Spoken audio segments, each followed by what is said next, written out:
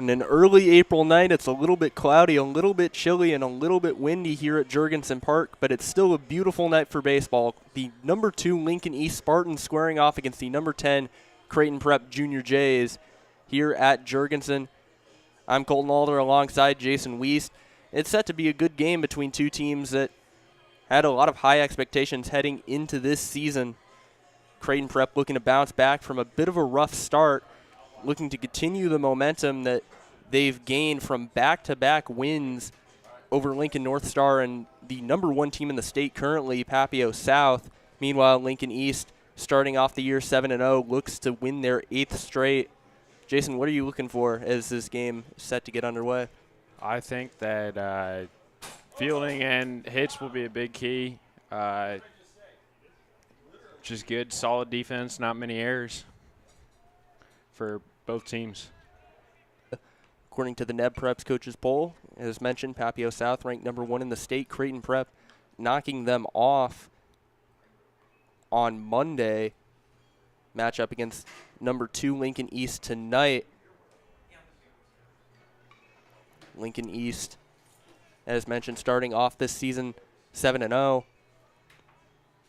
They appeared in the state title game the last 2 years against number 9 Millard West, won in 2023, lost in 2024, looking to get back on top in 2025. Meanwhile, Prep looking to bounce back from a 1-5 start to this season, winning back-to-back games at home each of the last 2 nights, but another difficult test against a Lincoln East team with state title ambitions. Yeah, this team looks really good as they're taking their field work pregame. They're looking really good.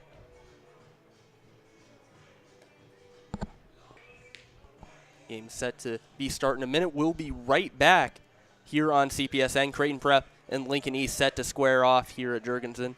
Be back shortly.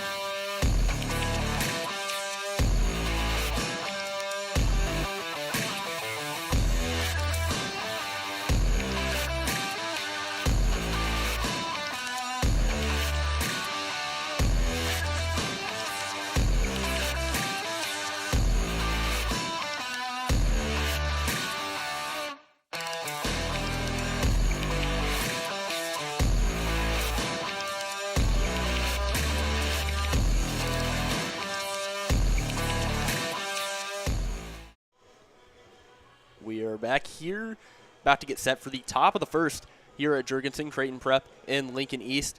About to get going. Creighton Prep starter on the day will be the junior lefty Easton Laux, making his third appearance of the year. Jason, what do you have on him? He has a 5.48 ERA. Coming in with how many innings? With 7.2 innings pitched this year. He's looking pretty good out there. Now we will get the chance to look at who the Lincoln East Spartans will bring against Easton Laux today. Leading off is the Nebraska commit and the number 3 ranked senior in the state, Jeter Worthley, starting at catcher, followed by Carter Harms, Joey Senstock, Troy Peltz, Lewis Cockle, and Brody McIntyre. Then lining out the lineup will be Carter McPeak, Dele Odolade, and Tanner Peterson, with Kalai Larson getting the start for the Spartans today. Jeter Worthley walking up to the plate now for the Spartans in this game about to get underway.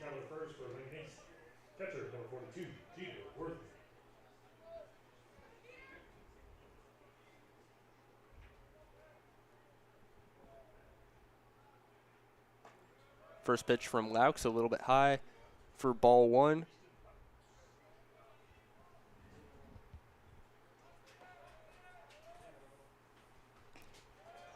Worthley looks at that one down and away for ball 2. A quick 2-0 count for the future Husker. He takes ball 3 inside. Already Laux in a little bit of trouble.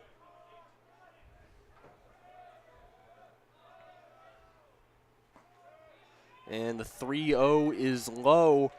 A leadoff walk for Jeter Worthley puts a runner on with nobody out for the Spartans. You know, I don't think that's too terrible of an idea for him being the number 3 in the state with his bat speed being about 80 miles an hour. I think that's a good way to stay away from him and get him on base. Carter Harms stepping up to the plate. Laux first pitch outside for ball 1.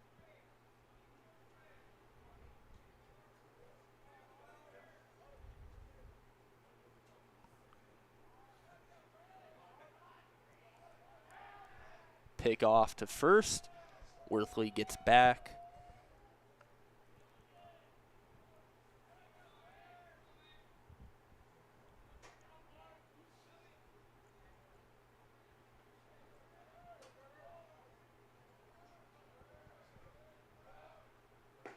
One-0 inside. Count goes 2-0. First 6 pitches have been walks so far. Laux needs to find the zone.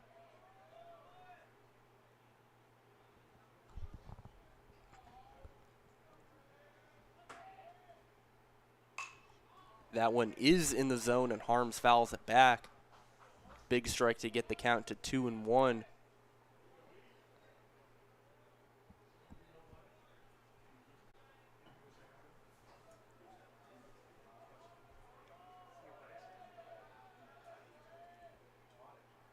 Two-one from Laux in the air to left. That ball will be caught by Ziola out there, running in, and that is out number 1. Big first out for Laux as he gets the number 2 batter in this Spartan lineup out here in the first.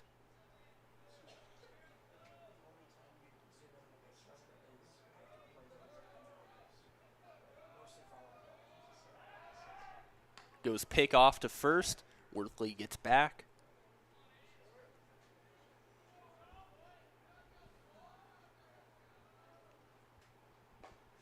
First pitch strike to the shortstop, Joey Senstock. Another one of the seniors on this Spartan team. Laux gets ahead of him early.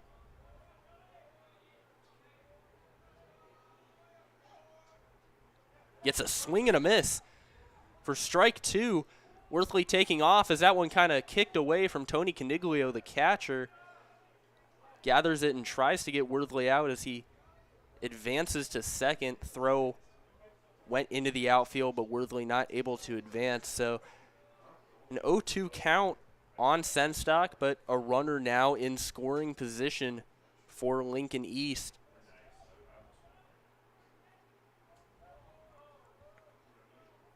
Laux settling in. That one outside for ball one.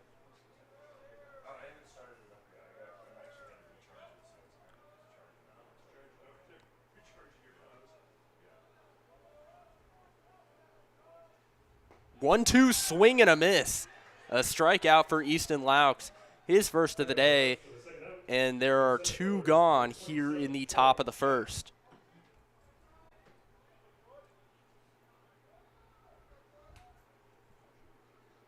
Breaking ball got Senstock swinging.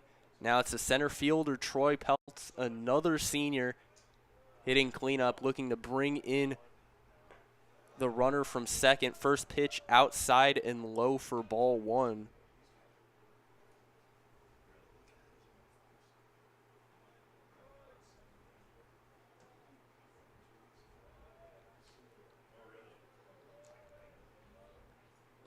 One-0, down and away yet again. Count goes 2-0. Caniglio going out to talk to his pitcher. The third batter that has started 2-0 in this first inning against Laux. He bounced back after his most recent 2-0 count to get a strike and then a fly out against Carter Harms. Then the strikeout of Senstock as he's so far navigated around the leadoff walk from Worthley. 2-0, down and away yet again. Count goes 3-0.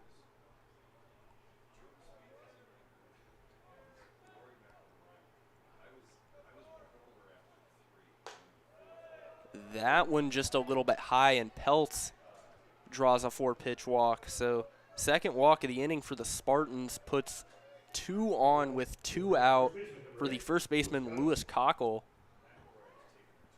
He'll have a chance to do some damage with a pair on.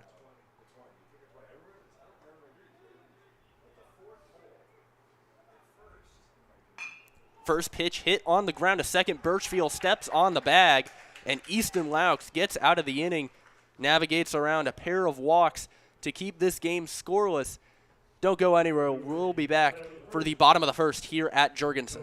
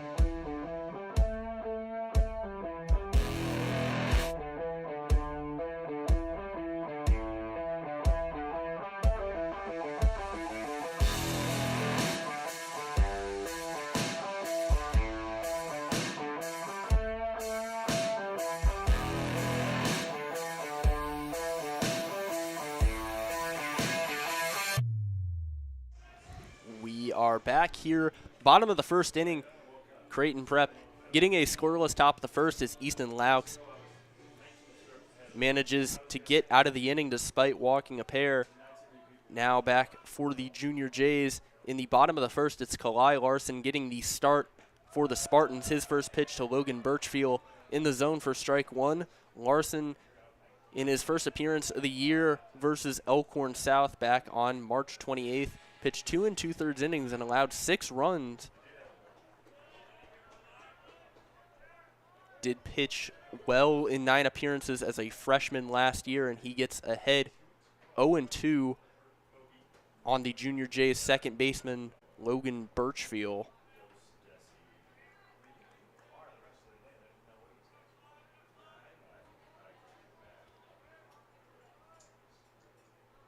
Another 0-2, Birchfield gets a hold of it.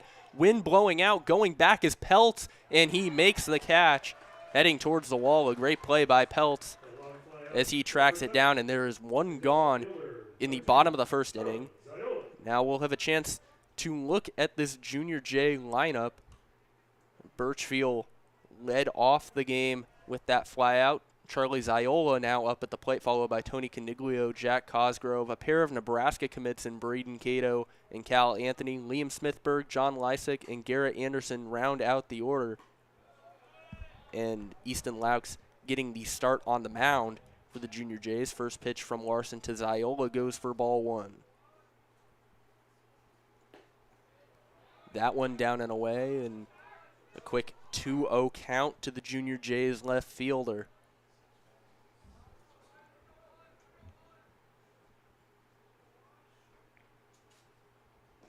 That one inside, count goes 3-0.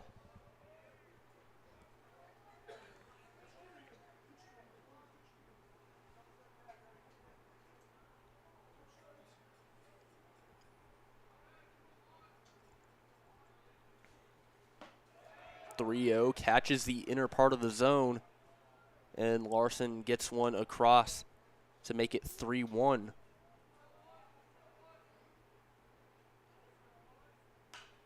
Ziola swings at that one inside, just fouls it back. Now a full count.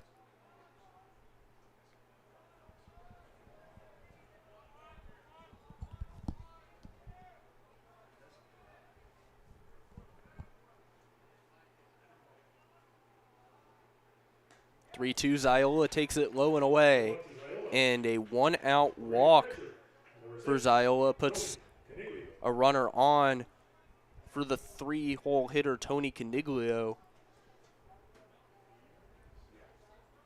Wayne State commit looking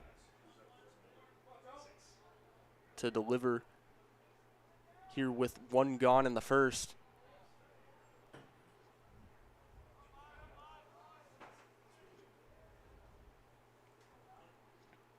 Pitch outside for ball 1.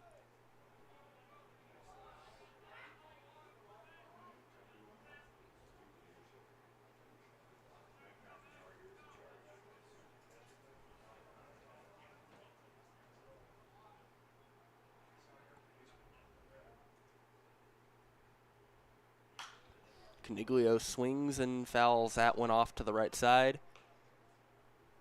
Count goes 1-1.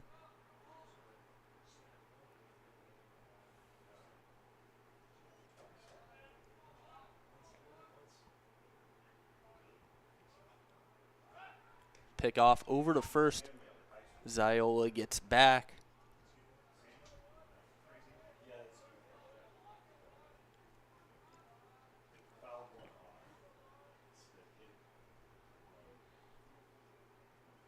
One in there for strike 2. Larson getting ahead on the Junior Jays catcher.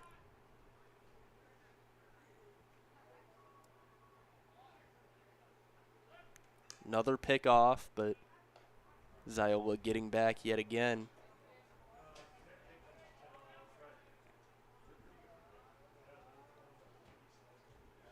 One-two, Caniglio grounds it over to the third base side, but it rolls foul. Count remains 1-2.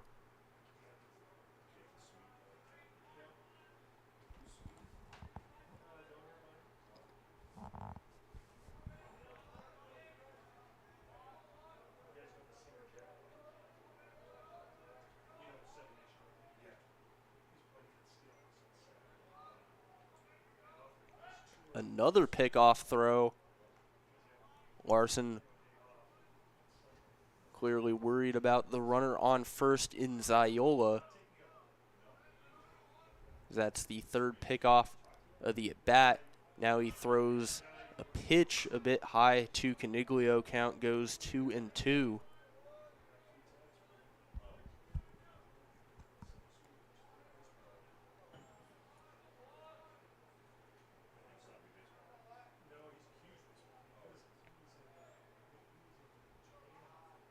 Another pickoff. Throw was in the dirt. Cockle couldn't quite grab it on the hop, but Ziola would have gotten back anyway, and it didn't scoot away. So, of the at-bat.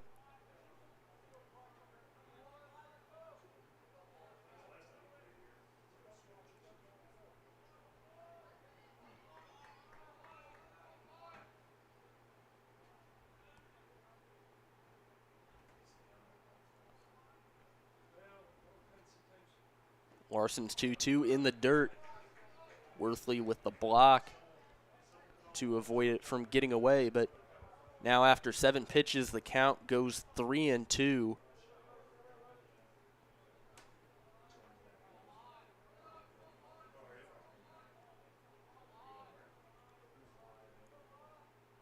Caniglio swings. That one's in the air, and it will be caught out there by the second baseman, Brody McIntyre. And there are 2 gone in the bottom of the first. The first baseman, Jack Cosgrove, looks to keep the inning alive for the Junior Jays.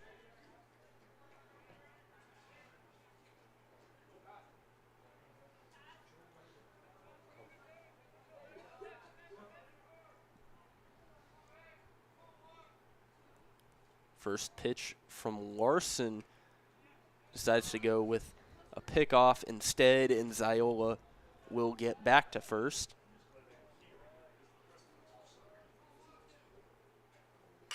First pitch, Cosgrove swinging. That one hit in the air to right center field, and it's gone. A home run for Jack Cosgrove, his second of the year.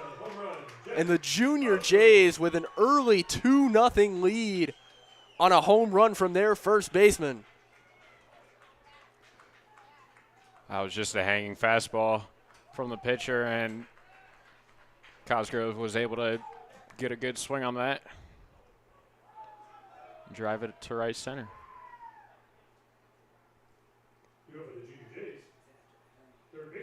The home run from our fellow CPSN member Jack Cosgrove gives the Junior Jays an early 2-0 lead. Now it'll be the Nebraska commit, Braden Cato, stepping up to the plate. First pitch from Larson after the homer is high for ball 1.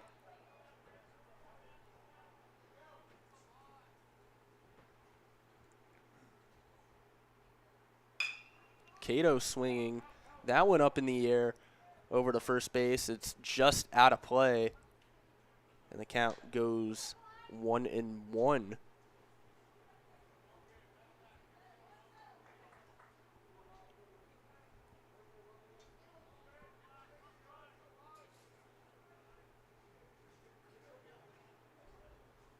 One swing and a miss from Cato. Count goes 1-2.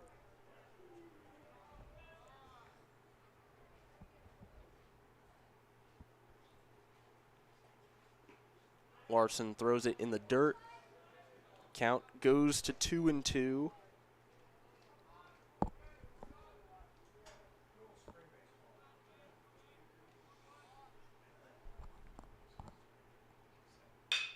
Cato ropes that one into left field. Base hit for Braden Cato. They try to get him on his way back to first, but throw not able to get him. And the Junior Jays get another runner on with 2 outs here in the bottom of the first. Now it'll be Cato's fellow Nebraska commit, Cal Anthony, to step up to the plate.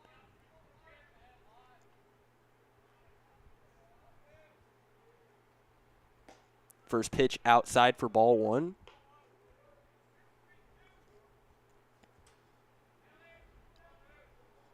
Junior Jays have already made Larson throw 24 pitches here in the first inning, getting the count of the sophomore up early.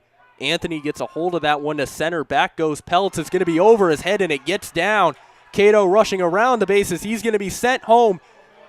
The relay to the plate will not be in time. He scores. Anthony gets into third with a triple, and the Junior Jays take an early 3-0 lead over the Spartans.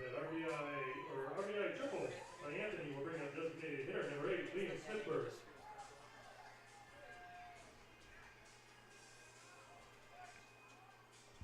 Now a mound meeting for Lincoln East as they'll talk it over with Larson.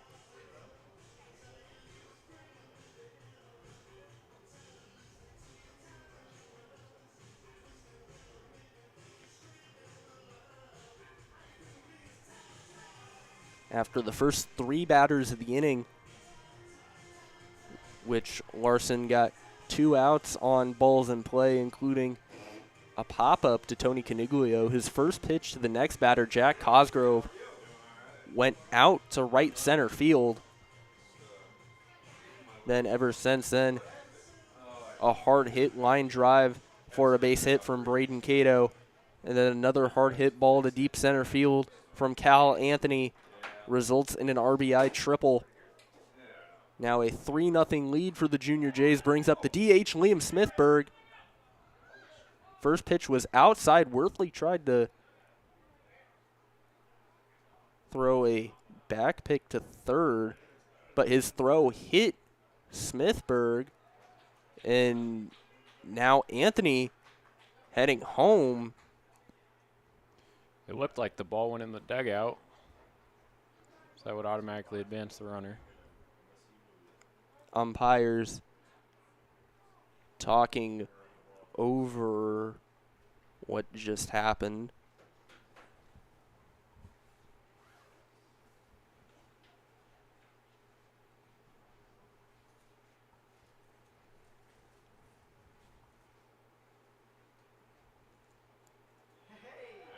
And it is a run as that ball went into the dugout. Anthony scores from third. And the Junior Jays now lead 4-0. Lincoln East looking for an explanation.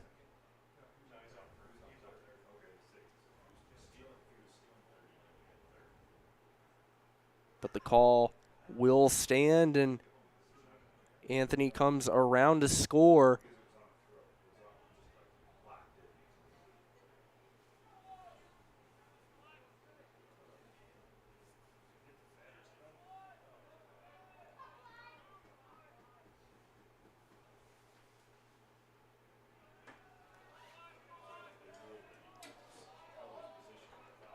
Now we'll resume play. 1-0 goes for a strike to Smithburg.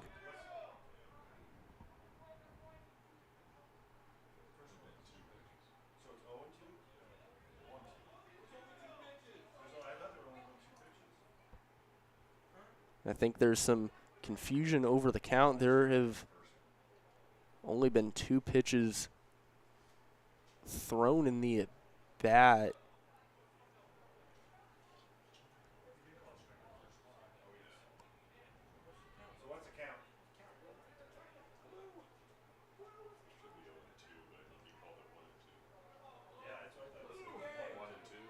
But now they rule that the count is 0-2.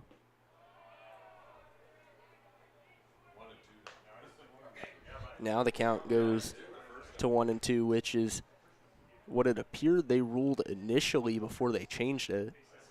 But now the 1-2 foul back by Smithburg.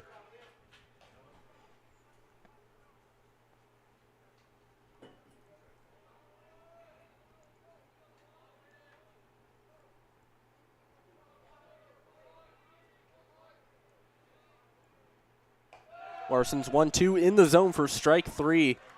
So he gets a backwards K to close off the first, but the Junior Jays happy with their first inning output. 4 runs scored, on a 2-run homer by Jack Cosgrove, an RBI triple by Cal Anthony, and then a bizarre play that scored Anthony from third. Junior Jays lead 4-0. Don't go anywhere. We'll be back for the top of the second here on CPSN.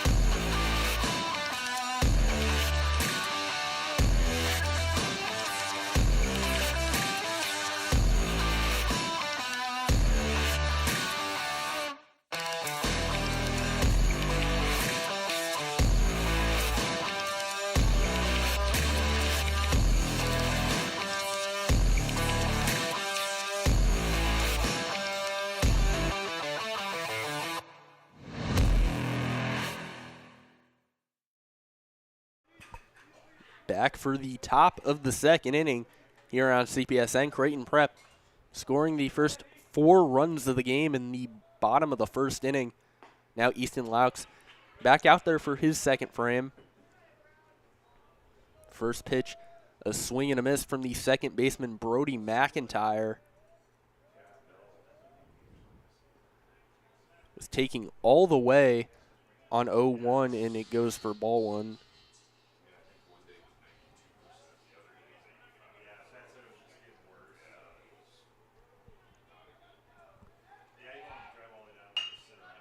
The 1-1 hit on the ground to short. Anderson not able to hold on to it, and McIntyre will get on first. Was going to be a close play either way, but they will rule it an error. Is for the second straight inning, the leadoff man on for Lincoln East.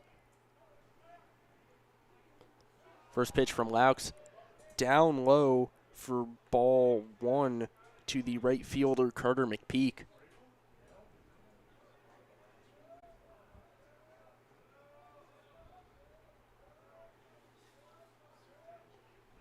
(1-0) hit on the ground to third, goes over the head of Cato, rolls into the left field corner.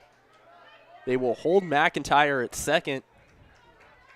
And a pair on for the Spartans to open off the top of the second. Now batting left fielder number 5, Dele Odolade steps up for the Spartans. Has a chance to do some real damage with 2 on and nobody out. Showing bunt on the first pitch.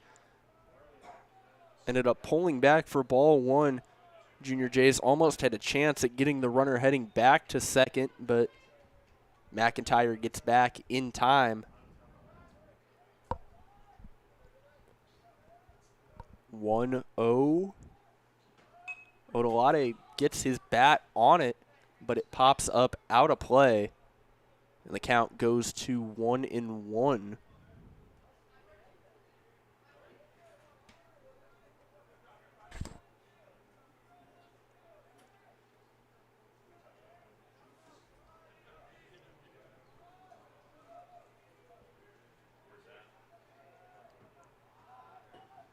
The 1-1 showing bunt again. That one hits the strike zone even as Odolade pulled back.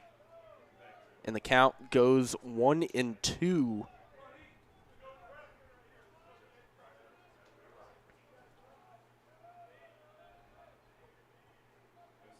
One-two from Laux.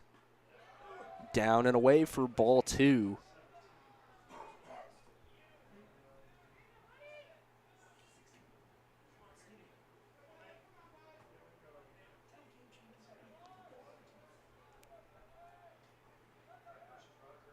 2-2.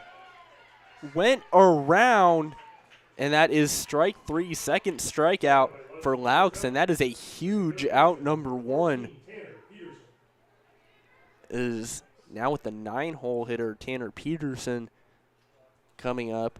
Avoids a bases loaded, nobody out situation by getting Odelade to strike out, which also prevents either runner from advancing. Double play ball could be in order with 1 gone.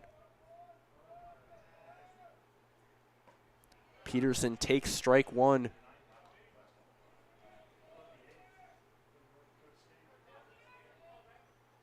Laux will need to get Peterson out. You don't want an even more dangerous situation with Jeter Worthley on deck. That one in the dirt. Caniglio blocks it. The count goes 1-1, neither runner able to advance.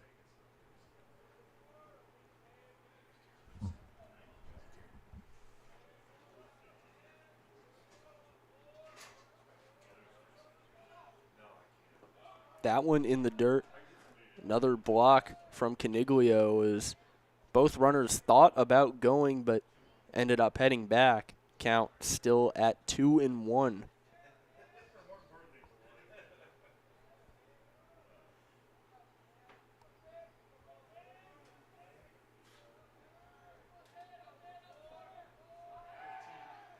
Laux steps off, forces McIntyre to retreat to second.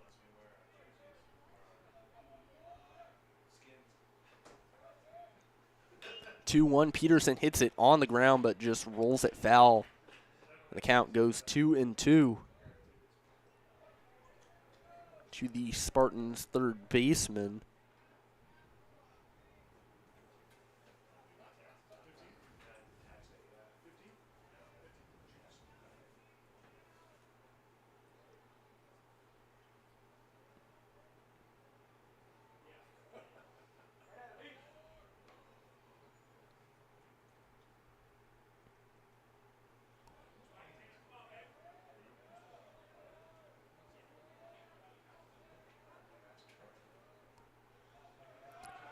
McIntyre going. Peterson hits it up the middle. Anderson can't get the force at second, but he does get the out at first. Both runners move up 90 feet on the ground out, but there are now 2 gone. Very good hit and run by Lincoln East to advance those runners and bring up Worthley. At this point, you have to consider putting him on first. You have the open base available, and you don't want Worthley to hit with 2 in scoring position. They will pitch to him, it looks like. And the first pitch down and in for ball 1. They pitched very carefully to Worthley his first time. Issued a 4-pitch walk to the Spartans catcher. And he starts off this at-bat 2-0.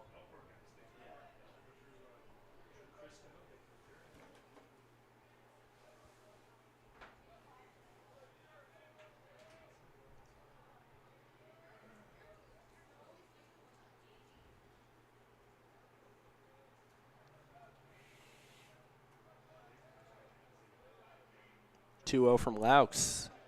Down and away, count goes 3-0. Can't imagine they're going to throw him anything too competitive. And that one runs inside, and I believe it hit him. Regardless, he would have been on first anyway, and that one did hit him.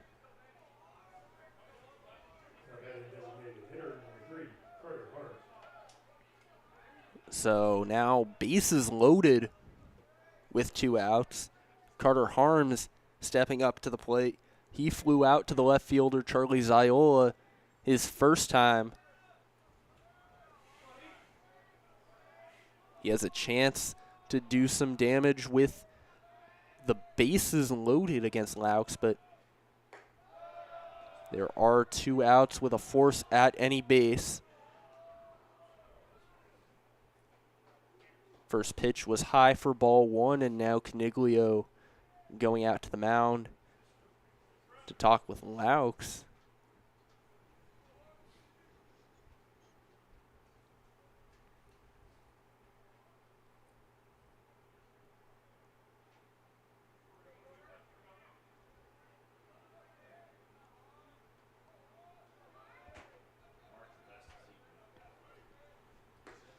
That one runs inside, and that almost hit Harms. Maybe a little bit of a break there for Laux, as a hit by pitch would have brought in a run. Now count remains 2-0. That one's low for ball 3.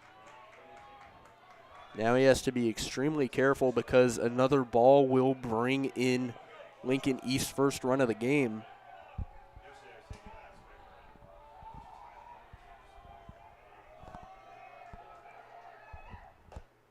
3-0 just catches the upper corner of the zone for strike 1.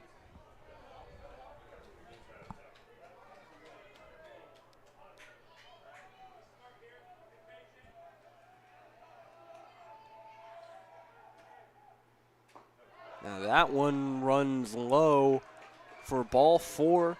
McIntyre heads home, and the Spartans get their first run of the game. Junior Jays still currently lead 4-1, but it'll be Senstock up with a chance as he has the bases loaded. Still a mound meeting now.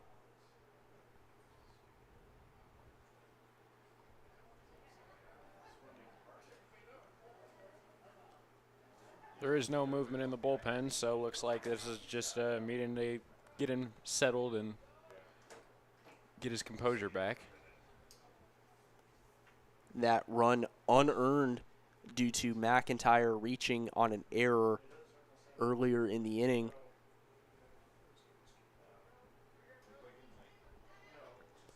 Laux still in a little bit of trouble, needs to get out of this jam. He did strike out Senstock his first time up.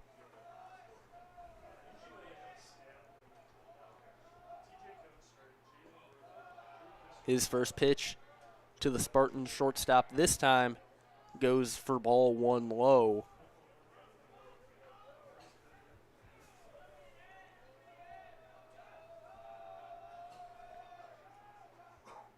The 1-0, Senstock hits it in the air to center field. Lysek on the run, it goes over his head into the gap. 1 run scores, 2 runs score. They're waving around the courtesy runner. He scores, and that is a 3-run double for Joey Senstock that gives the Spartans a tie game. This inning goes from bad to worse for the Junior Jays.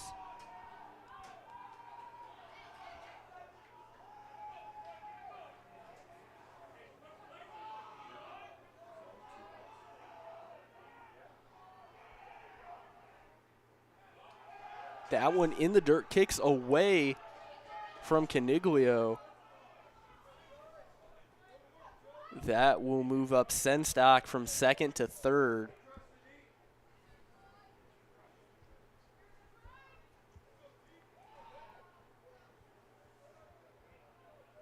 Laux needs to get the center fielder Troy Peltz out here.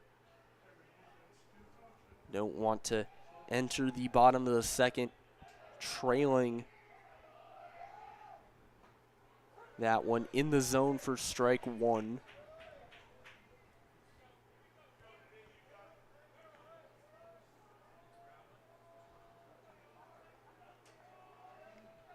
Pitch number 29 this inning for Laux is a good one as he gets a swing and a miss on the breaking ball.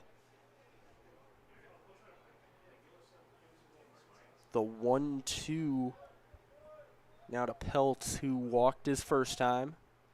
That one in the zone for strike 3. Laux gets out of the inning with the score still tied. But Lincoln East brings in 4 as the offense is both showing up early. We'll be back here for the bottom of the second here on CPSN.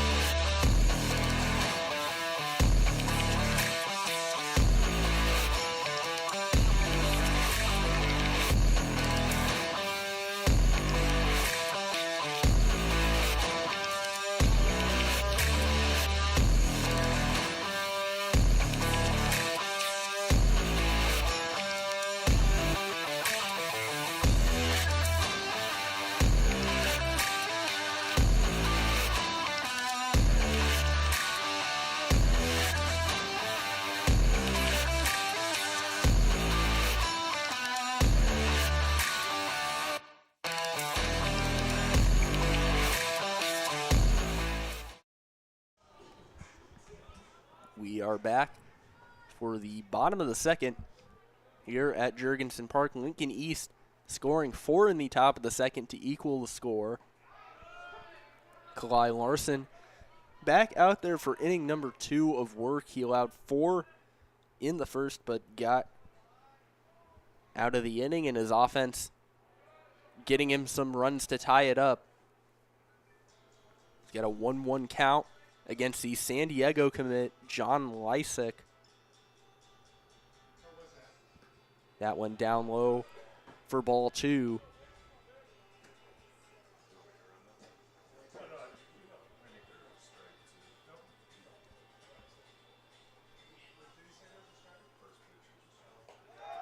That one in the zone, strike 2.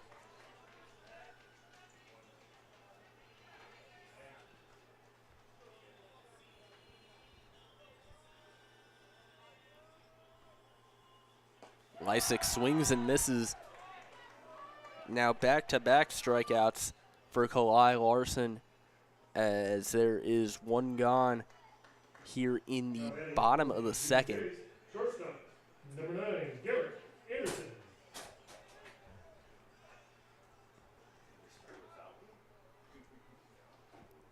First pitch to Garrett Anderson. He hits it hard to second, but it was hit right to Brody McIntyre, who gathers it and makes the throw to Cockle at first. And already a pair of outs for Larson, but the top of the order coming back up for the Junior Jays, it's Logan Birchfield looking to get on with 2 outs. He flew out to deep center field his first time up. He takes that first pitch for ball 1.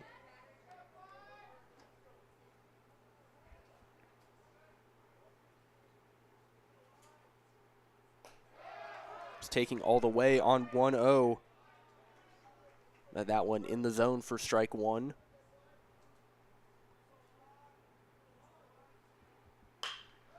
Birchfield hitting it up the middle. It hit off of Larson, which might have been to his benefit, as it would have been a hit, but it went to McIntyre, who throws out Birchfield by about half a step at first.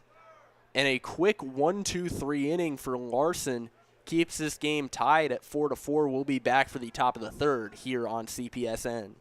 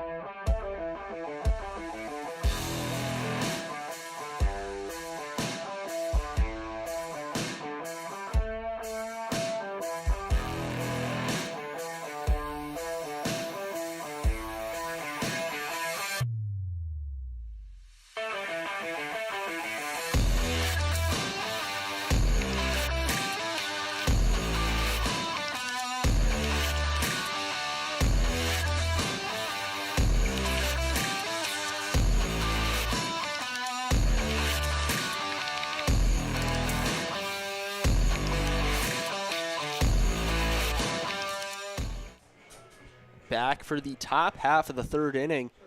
Both of these teams have put together 4-run innings thus far, and it's equal at 4 runs apiece, with the 5, 6, 7 hitters due up for the Spartans. First pitch to the first baseman, Lewis Cockle, is up high for ball 1. Easton Laux back out there for his third inning. Gets a swing and a miss from Cockle for strike 1. Got out of the first without giving up a run, and then in the second got a ground ball to the first batter of the inning, but an error put Brody McIntyre on and kind of spiraled from there. Tony Caniglio, the catcher, a little bit shaken up after that last pitch. The training staff coming out to check on him.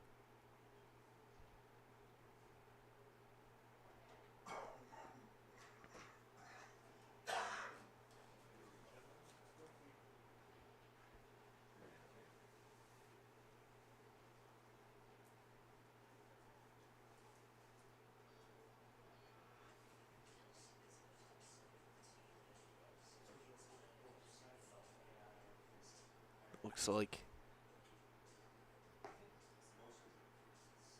they're going to test out some throws between the pitcher Laux and Caniglio, and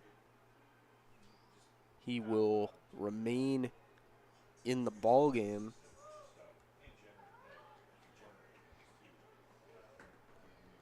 Good to see he's all right now. Coming back to the action, count 2-1 to Cockle. That one down and in for ball 3.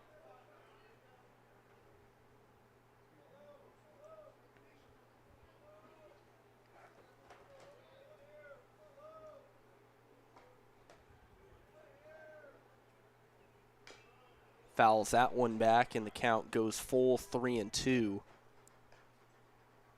Cockle, the only Spartan that did not bat in that 4-run second inning, was the last out of the first and was on deck at the end of the second, but he can't start off the third by getting on as Laux strikes him out. That is his 4th strikeout of the day so far, and there's one gone here in the top of the third. Second baseman, number 6, Brody McIntyre.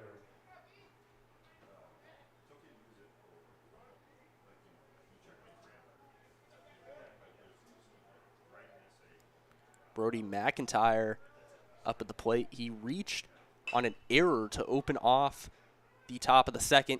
A little bit of a check swing grounder to second. Birchfield gathers it and fires on to Jack Cosgrove for out number 2. A quick first 2 outs for Laux. And that will bring up Carter McPeak, looking to get something.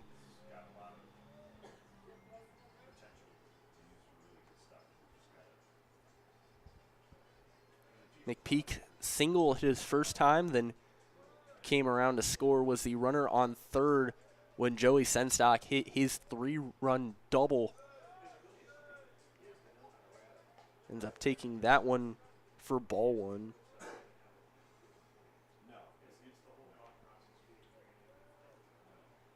One 0 in the zone, strike 1.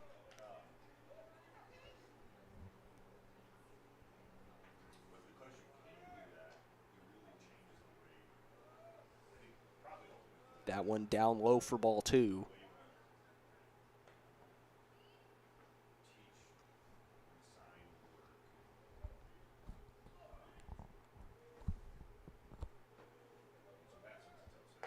Two one breaking ball goes into the zone for strike 2.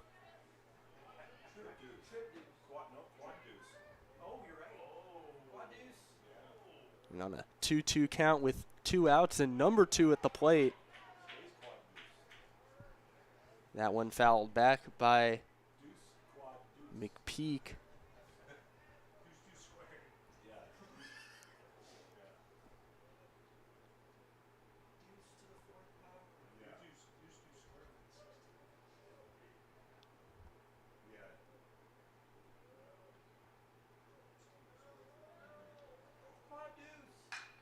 That one rocketed down the first base line. Gets past the reach of Cosgrove. Now rushing it in the corner is Anthony. And that will be a 2-out triple for Carter McPeak. And the Spartans have a runner on third with 2 out.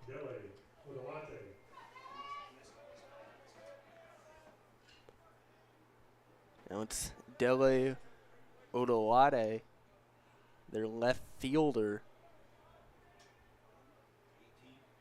who struck out his first time in the second, takes strike 1 on a breaking ball in the zone from Laux. Swings at that one, hit to short. Anderson has to hurry up for it, and he got him. A good throw by Anderson as Cosgrove able to corral it at first. Laux gives up a 2-out triple, but that is all in the top of the third. Gets out of it scoreless. We'll be back for the bottom of the third, all equal between the Junior Jays and the Spartans through 2.5.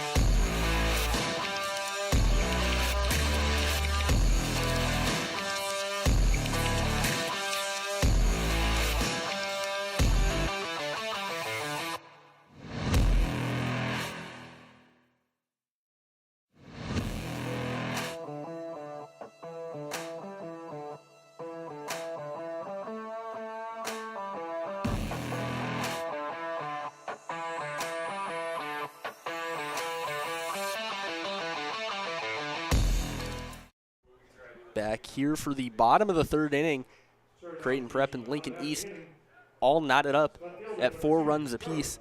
It'll be the 2, 3, 4 hitters for the Junior Jays. In the bottom of the third, it's Charlie Ziola, the left fielder, swinging and missing at the first pitch. He drew a walk his first time up and later came around to score on Jack Cosgrove's 2-run homer. Takes that one low for ball 1.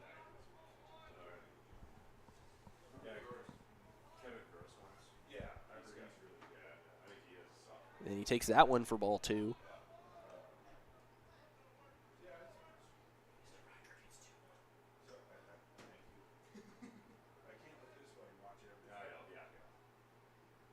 Ziola swings and misses. Count goes to 2-2.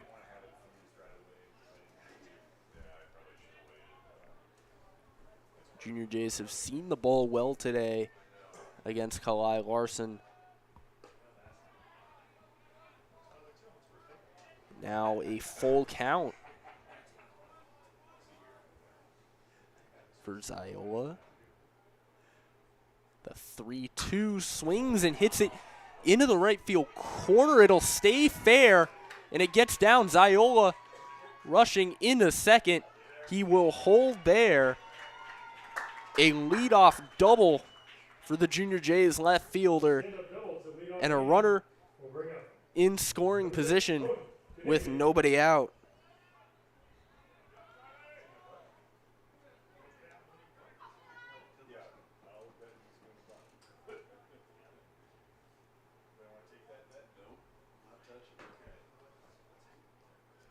Tony Caniglio, the catcher, up at the plate.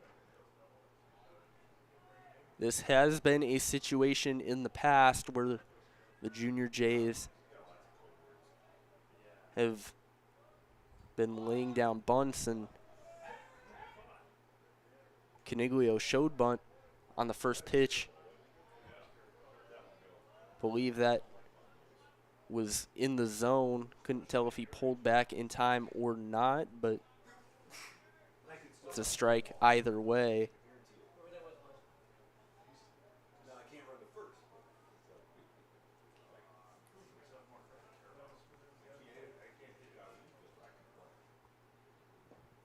Oh, 1 does not show bunt. That one in the dirt for ball 1.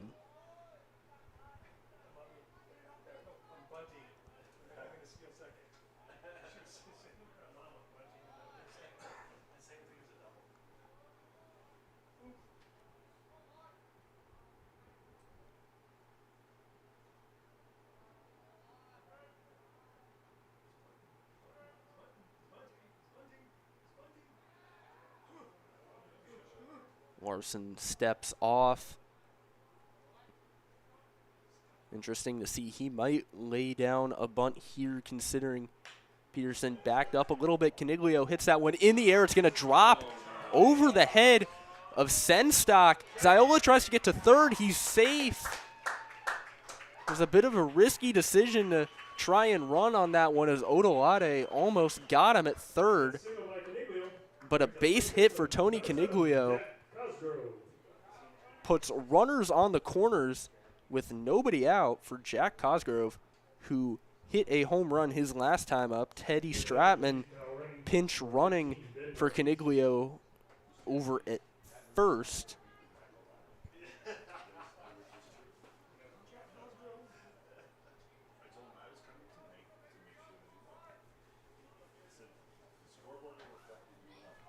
This typically might be a bunting situation, but with the way that Cosgrove's hit the last couple games, you never know. Takes that first pitch low for ball 1.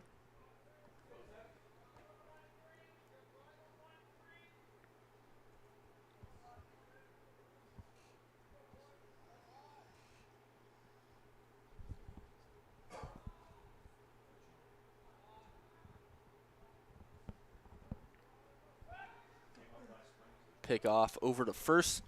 Stratman gets back in time.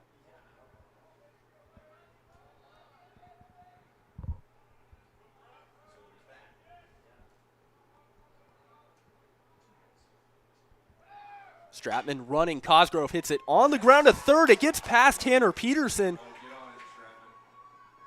That scores Ziola. Stratman hustling over to third. Another risky decision to run there. Cosgrove scoots up to second. I believe that's going to be a pair of errors on that play for Lincoln East. One on Peterson on the initial field of it, which allowed the run to score, and then the throw into third from Odolade was wide and got away, which allowed Cosgrove to move up to second. Now a mound meeting with Larson as the Junior Jays have taken the lead in the bottom of the third with 2 runners in scoring position and nobody out.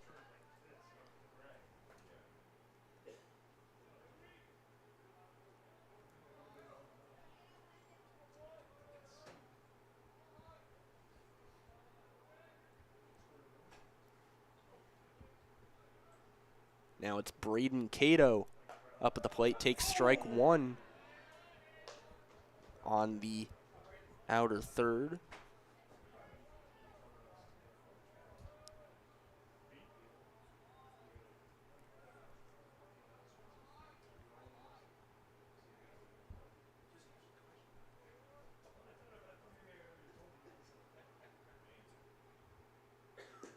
The 0-1 taken down low for ball 1.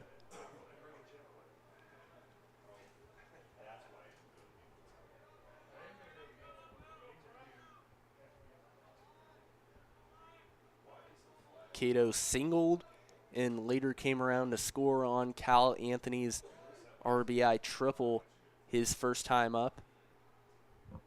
Looking to bring in some runs himself this time. Takes strike 2.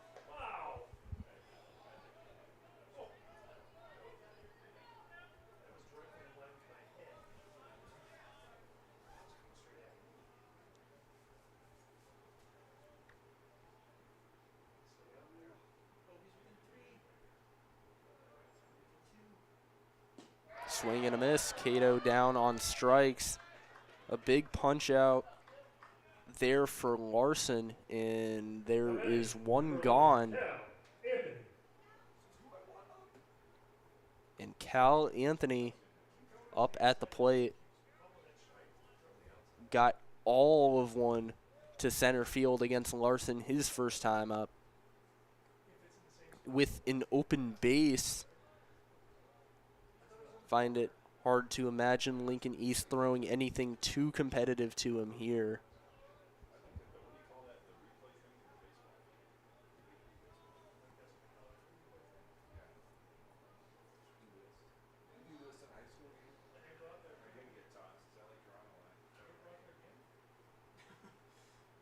And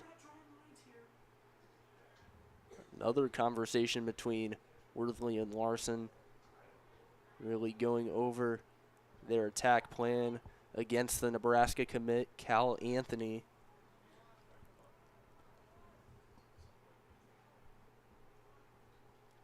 First pitch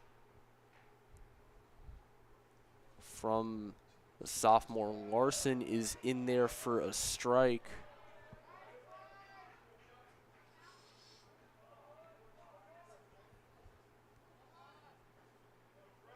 Larson up to 55 pitches so far through 2 1/3.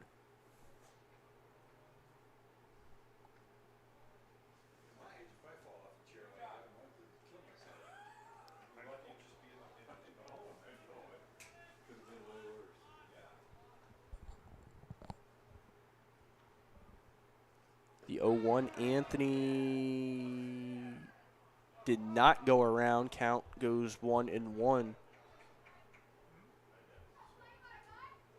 Second base umpire ruling that Anthony did not break the plane. Count even.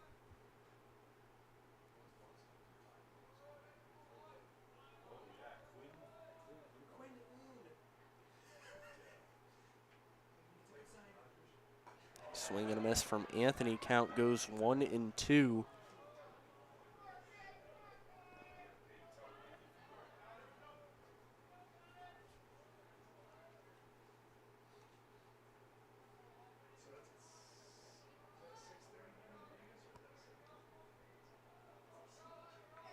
Talking Nebraska?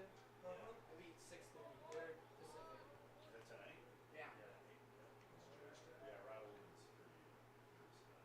1-2 in there for strike 3. Back-to-back strikeouts for Larson. And there are 2 gone. Hitter number 8, Liam Smithberg.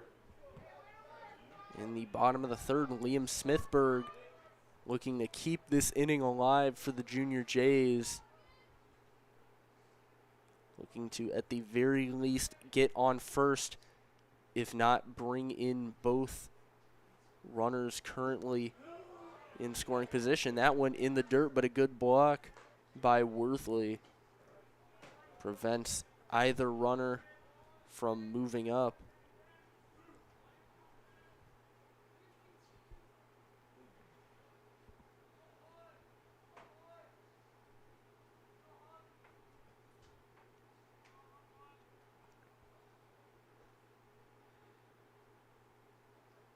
One-0 from Larson outside for ball 2. Worthley covering it up yet again.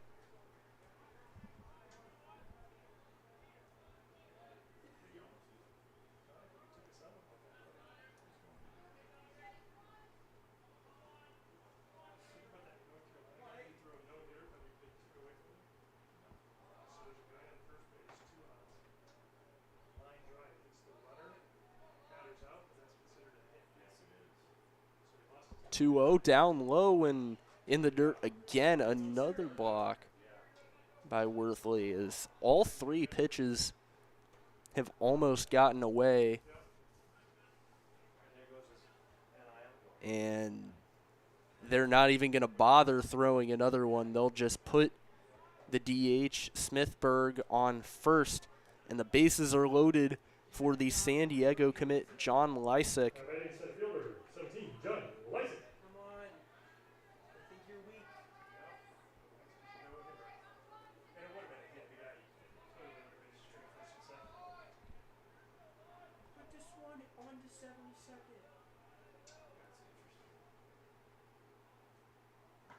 First pitch in there for strike one.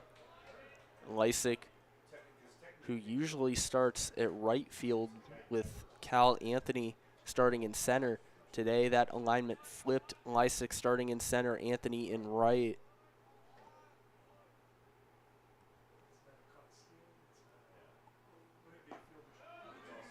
0-1 down low and away for ball one.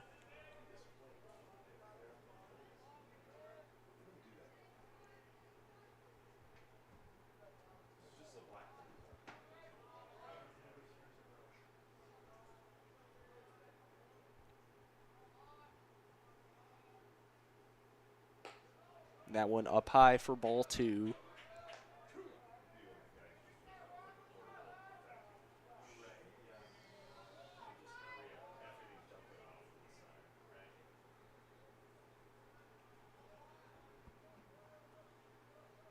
Chance to do some real damage.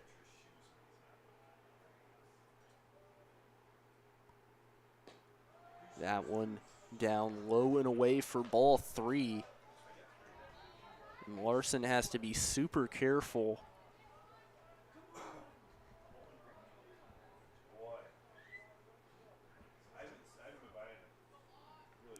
Facing a 3-1 count. His pitch up high for ball four. An RBI walk from John Lysick. Heading in to score for the Junior Jays will be the courtesy runner Teddy Stratman. And now a 2-run lead for the Junior Jays. And the 9-hole hitter Garrett Anderson stepping up to the plate.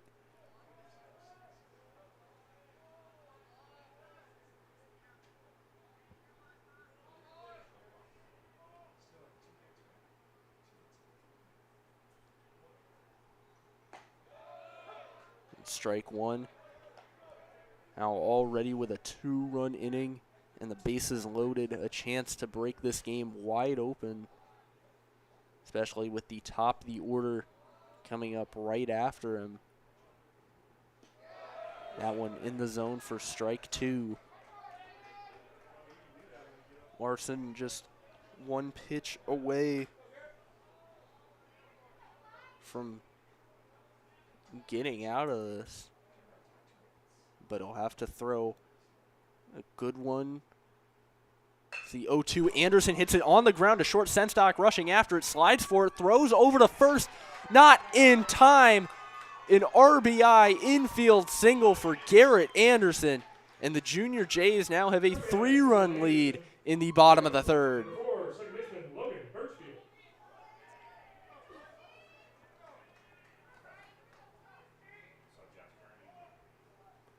Some great hustle from Anderson down the first base line as a good defensive play from Senstock, not enough to get him.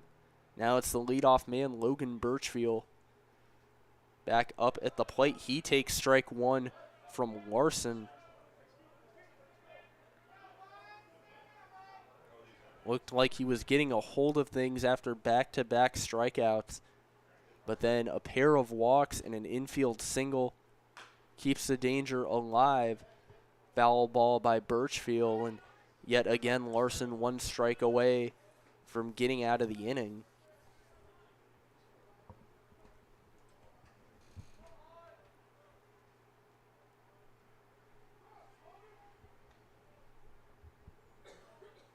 Birchfield looking to get on for his first time today and bring in some runs. Gets his bat on it, hits it into center field for a base hit. 1 run scores. Lysick heading around. He scores. That ball hit off of the pitcher's mound and kicked away, which allows both runners to move into scoring position. A 2-run single for Logan Birchfield. And now a 5-run inning for the Junior Jays makes it 9-4.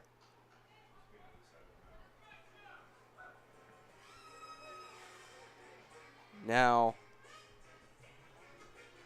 a mound meeting, and this might be the night for Kalai Larson. Looked like he could have gotten out of that inning, but Junior Jays rally for 4 2-out runs. Will be back to introduce a new pitcher and continue this bottom of the third inning here on CPSN.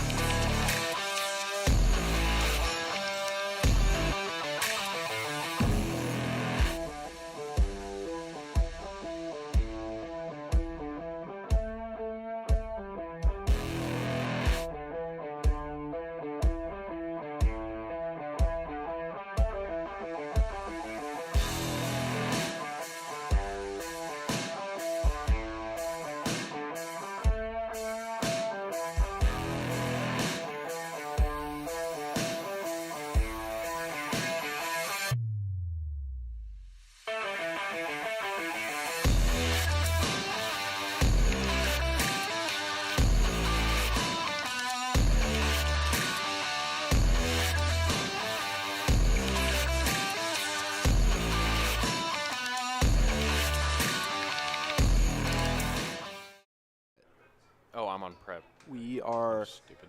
back for the bottom of the third. 5 runs scored this inning already for the Junior Jays. The new pitcher for the Spartans is Grayson Bjorkman. He's made 2 appearances on varsity this year, his first year on the varsity squad as a junior. He's pitched 2 innings, struck out 2, and has not allowed a run yet. Junior Jays hoping to change that is 2 runners in scoring position with 5 already scored this inning. Charlie Ziola up at the plate. Takes ball 1, his second time up this inning. Led off the frame with a double to right. Later came around to score on a fielding error from Tanner Peterson. He grounds it over to second. Throw from McIntyre over to the first baseman Lewis Cockle for out number 3. A 5-run inning for the Junior Jays, and they lead 9-4 heading into the top of the 4th. Don't go anywhere. We'll be right back here on CPSN.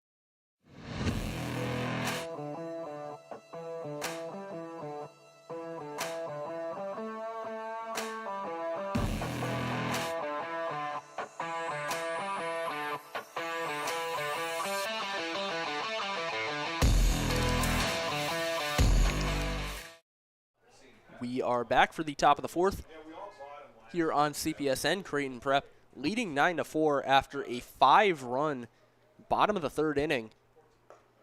First pitch strike from Easton Laux over to the 9-hole hitter Tanner Peterson. Peterson grounded out his first time. He takes strike 2.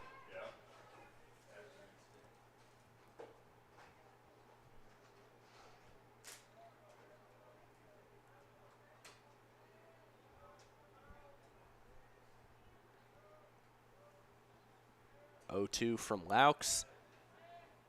Up and away for ball 1.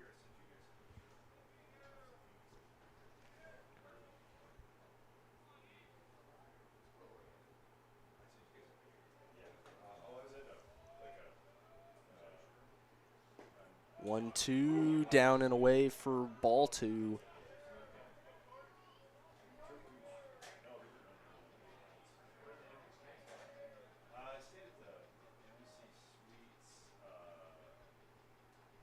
That one in the zone, hit in the air to right. Long run for Anthony, and he makes the catch. Good play from the junior there as he hustled that one down in right field, and Laux gets the 9-hole hitter out to open off Right field for the first out brings us the top of the 4th inning. catcher number 42, Jeter Worthley. Jeter Worthley up at the plate for Lincoln East.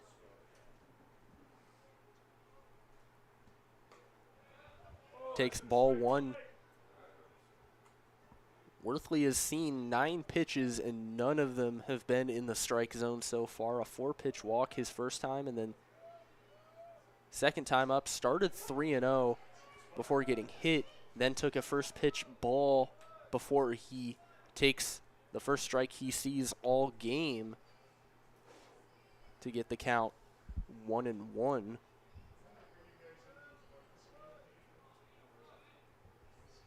With a 5-run cushion, Junior Jays might feel more comfortable pitching to the Nebraska commit at catcher.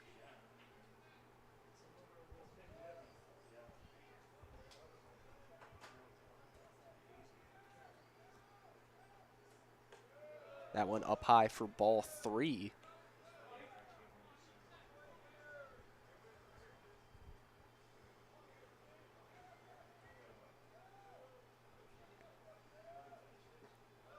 And then he takes ball 4 down and in. So Worthley takes his first strike of the game, but still draws a 5-pitch walk, as the Junior Jays understandably pitching him very carefully today. And a runner on with 1 out for Carter Harms. Drew an RBI walk in the top half of the second before coming around to score on a 3-run double from Joey Senstock. He takes strike 1 from Laux here.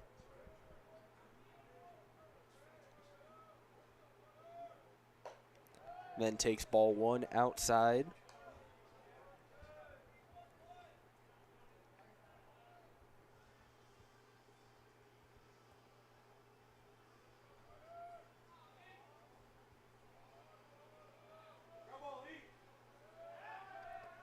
Pick-off throw to first, but Worthley getting back. Might just want to keep him honest over there and not take too big of a lead. 1-1 foul back from Harms, and the count goes 1-2.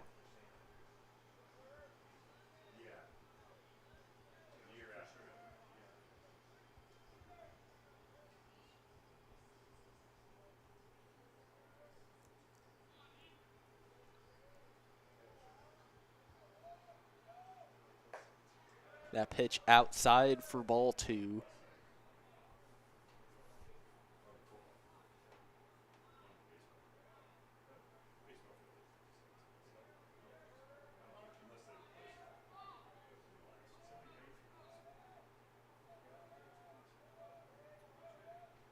Two. Got him.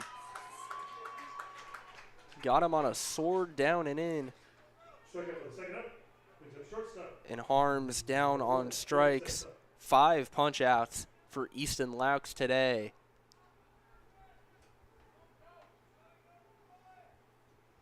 Now with 2 gone, it's Joey Senstock who brought in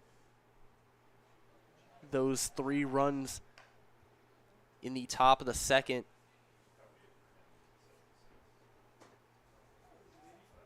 Looking to, at the very least, keep the inning alive.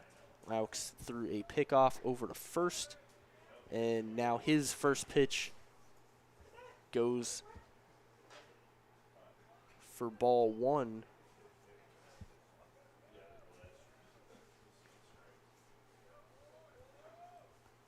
Swing and a miss from Senstock.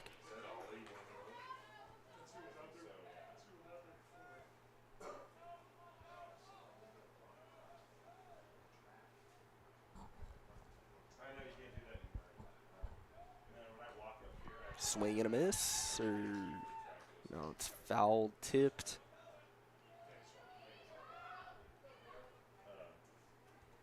Back to Caniglio, and the count 1-2. Worthley taking off. Senstock hits it on the ground to third. Cato gathers, fires to Cosgrove in time for out number 3. Back-to-back scoreless frames for Easton Laux. Bouncing back after a rough second inning and getting the Junior Jays some solid innings here tonight. A 5-run lead with a chance to extend it against the Spartan bullpen in the bottom of the 4th. We'll be right back here on CPSN.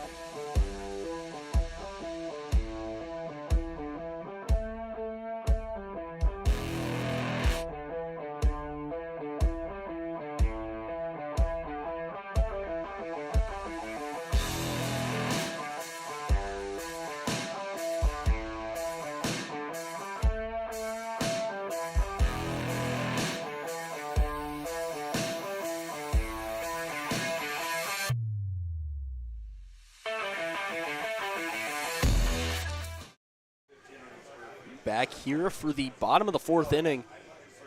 The 3, 4, 5 hitters for the Junior Jays due up against Grayson Bjorkman. It's Tony Caniglio leading off the frame.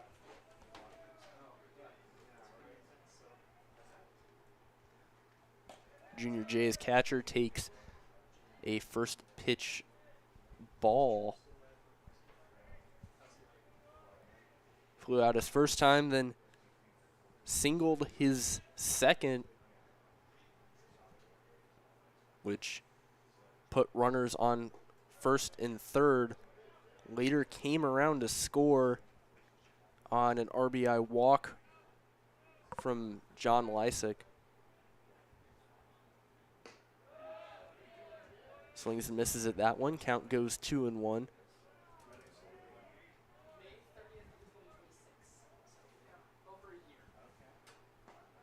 That one inside for ball 3.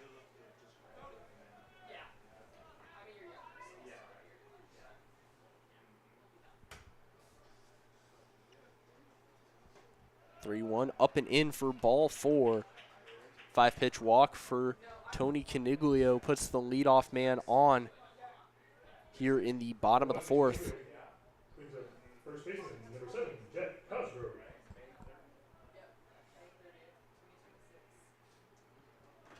Jack Cosgrove, who has driven in 3 runs already today, steps up with a runner on in the 4th. First pitch strike from Bjorkman.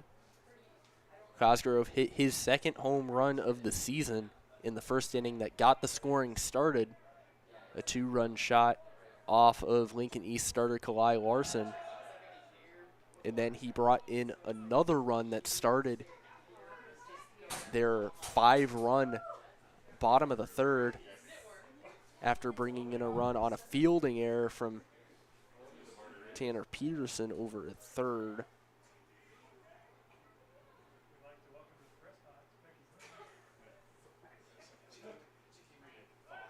Pickoff throw to first.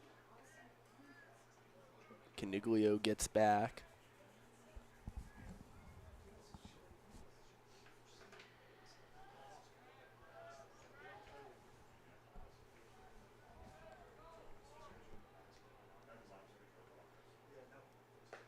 One in the zone for strike 2.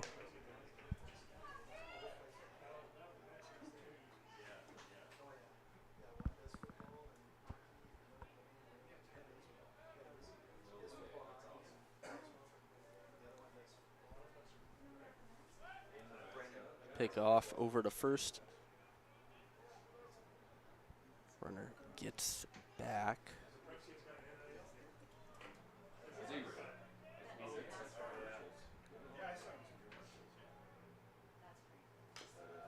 That one fouled back by Cosgrove. Count remains 1-2.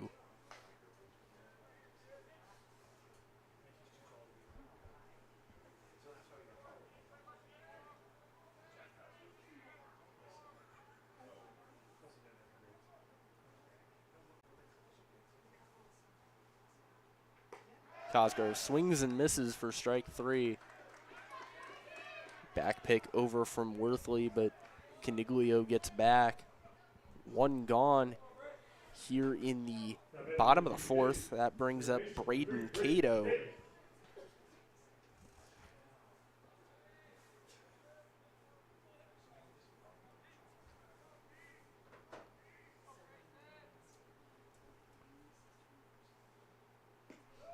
That pitch down and away for ball 1. Cato 1 for 2 today, singled and came around to score in the 1st and then struck out in the 3rd. Takes ball 2.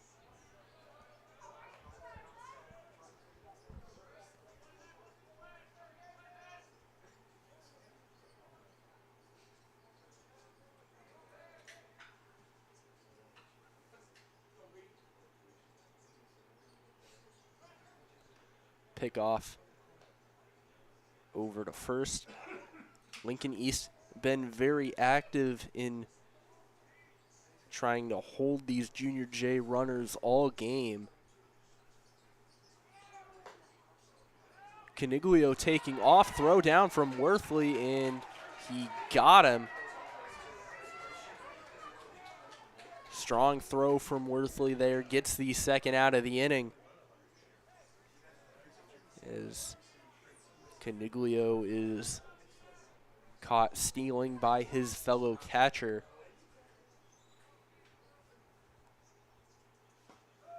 Let the Junior Jays get that runner on first right back as Cato draws a 4-pitch walk and a runner on first now for Cal Anthony,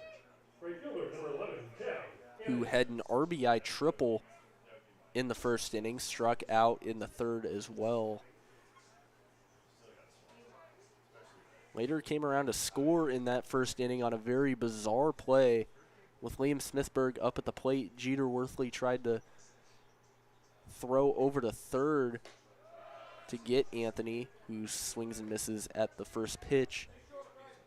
And his throw hit off of Smithberg and rolled into the Junior J dugout, which resulted in Anthony being awarded home plate. Got the Junior Jays that 4th run in the 1st.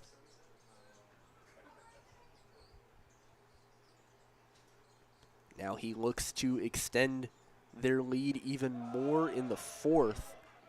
Takes strike 2.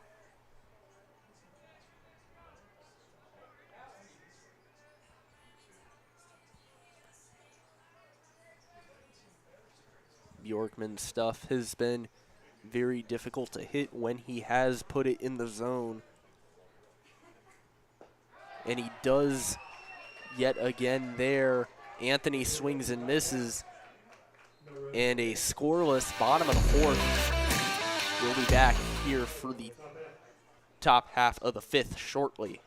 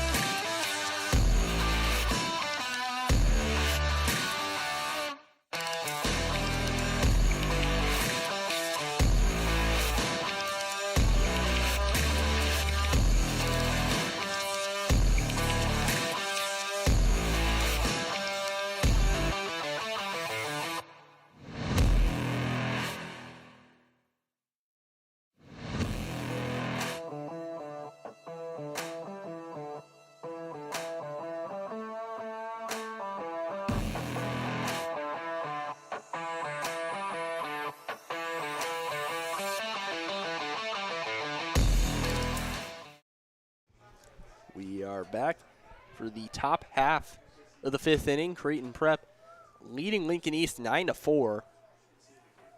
Easton Laux back out there for his fifth inning of work. First pitch strike to Troy Peltz, the center fielder for the Spartans. He has walked and struck out so far today. Laux starts him off 0-2.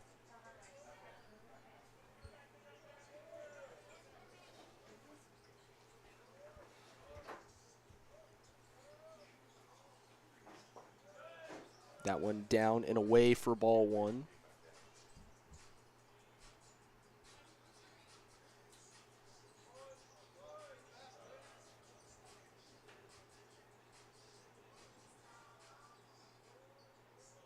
One, two, grounded foul.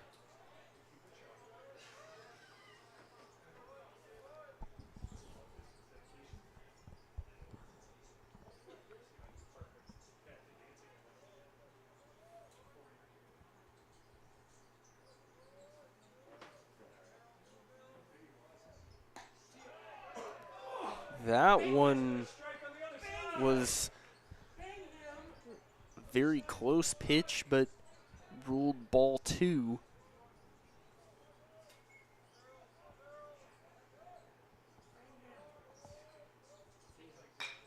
Peltz grounds it over to second. Birchfield over to Cosgrove for out number one. And Laux gets the leadoff man out for the third straight inning. One gone here in the top of the fifth.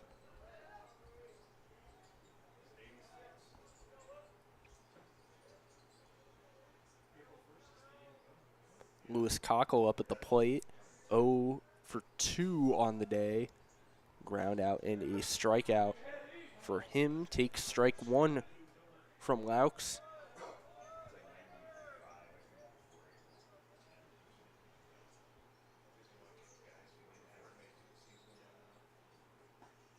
Takes strike two.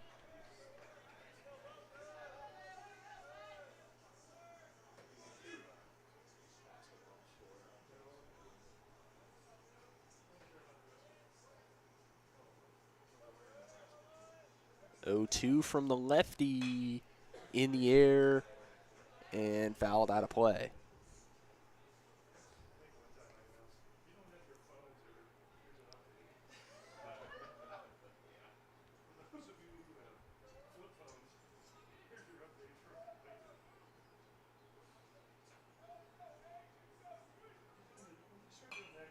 Cockle fouls that one into the net. Count remains 0-2. Laux now up to 90 pitches so far on the day. Gets another one in the air. And Caniglio able to keep track of it and make the catch near the net. A great read from the catcher that looked like it was going to go out of play for a moment, but he ended up staying focused and making a difficult catch near the net. And now there are 2 gone in the top of the 5th.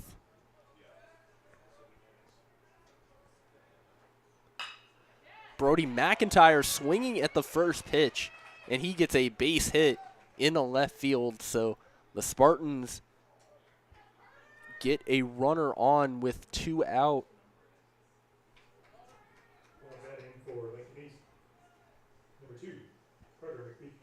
And Carter McPeak now steps up to the plate, looking to do some damage with a runner on.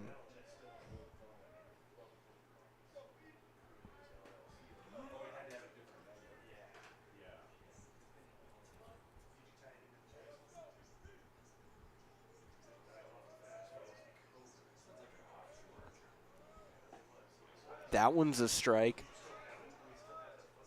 And after for the first 2 innings, Laux issued 3 walks and a hit by pitch. But this inning, he has thrown a first pitch strike to each of the first 4 batters. That one inside for ball 1.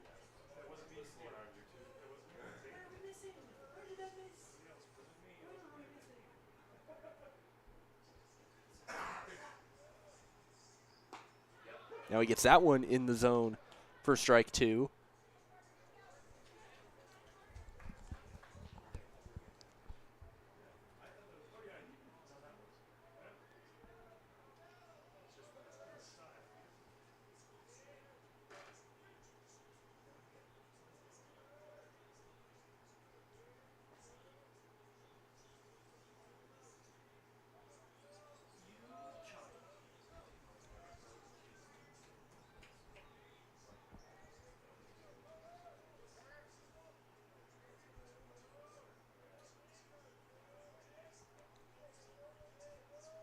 One, 2. That one flared in the air by McPeak and just a bit too far out of the reach of the first baseman Cosgrove as that one goes foul. Count remains 1-2 to the Spartan right fielder.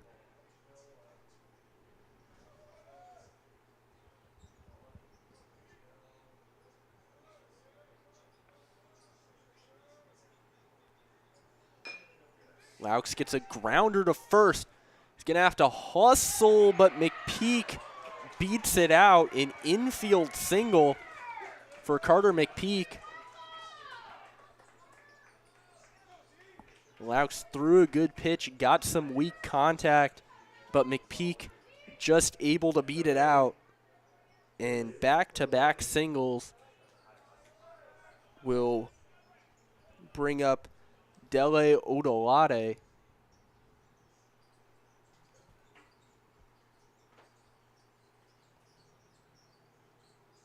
And now a mound meeting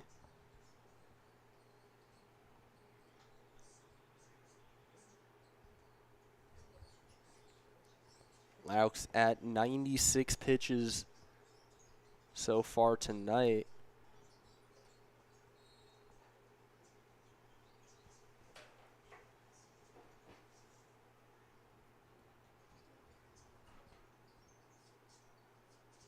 And his night is done.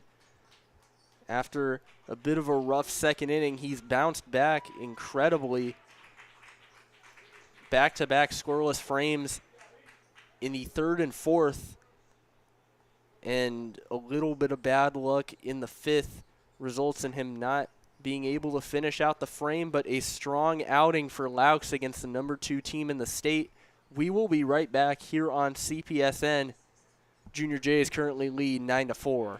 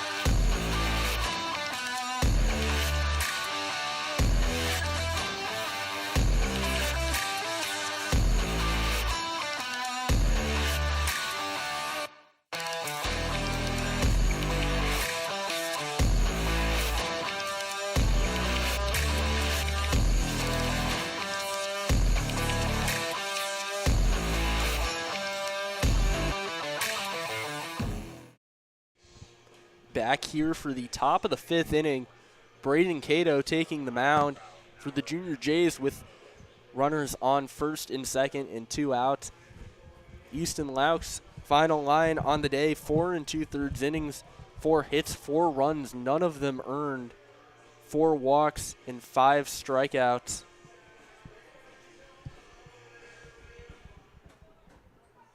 Both runners on base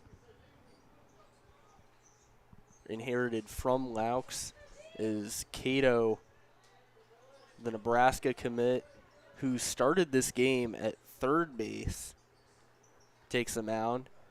Max Petro will take over his position at third.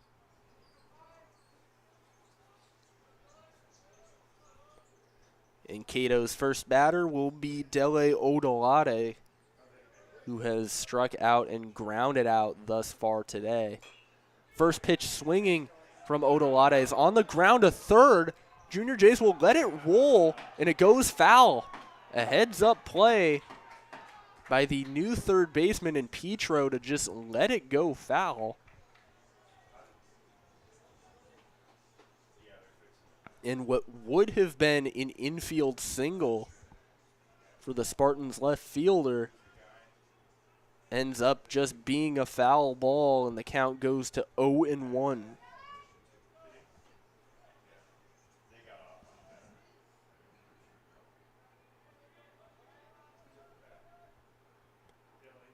A 1 high for ball 1.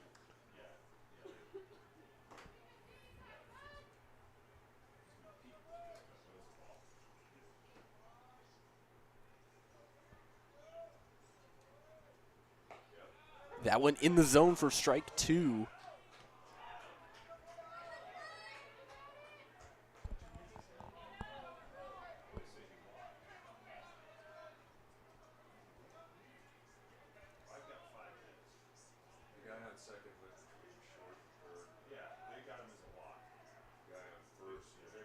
Big 1-2 from Cato. Just low for ball 2.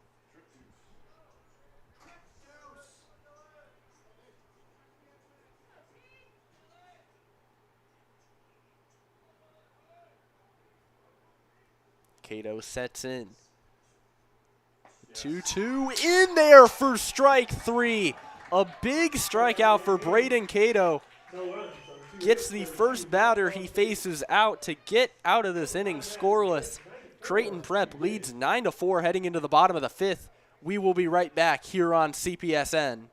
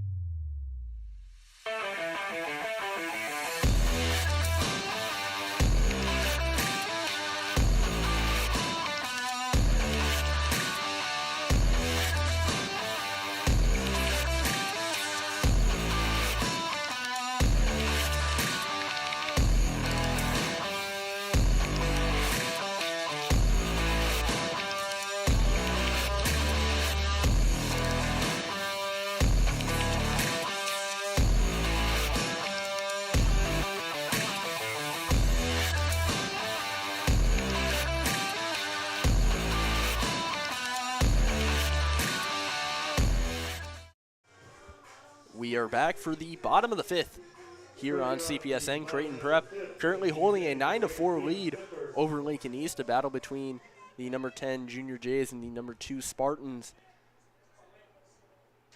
Braden Cato getting a big punch out to get out of the top of the 5th. Now the Junior Jays offense will look to extend this lead even more. It's Liam Smithberg, the designated hitter, starting off this frame. He takes ball 1 and then ball 2. Smithberg struck out his first time, but second time around drew a walk to load the bases and eventually came around to score. That one came in dangerously high, but thankfully nothing serious as he will take his base. And the leadoff man on for the Junior Jays. That hit by pitch will bring up center fielder, number 17, John Lysick. Mound meeting for the Spartans as Bjorkman has good stuff, but has struggled a bit with his control thus far. The 8 and 9 hitters in the lineup up here. Bjorkman needing to get some big outs. Max Petro will come in to run for Smithburg.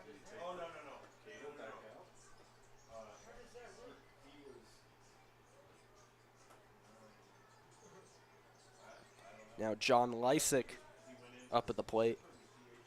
He has also drawn a walk and struck out. His walk did bring in a run, however, in the bottom of the third. And then he eventually came around to score on a 2-run single from Logan Birchfield. Smithburg on first. 1-0 from Bjorkman. On the ground to third. Peterson gathers, doesn't try to get the out at second, just takes the out at first. And that is out number 1. Moves Smithburg up 90 feet, but does make the first out of the inning. Number 9, Garrett Anderson.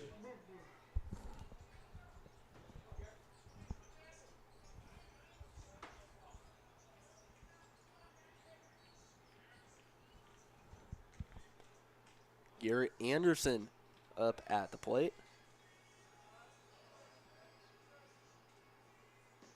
Taken outside for ball 1. Anderson grounded out his first time in the bottom of the second, then had an RBI infield single to keep the inning alive in the bottom of the third. Was stranded on third to end the inning.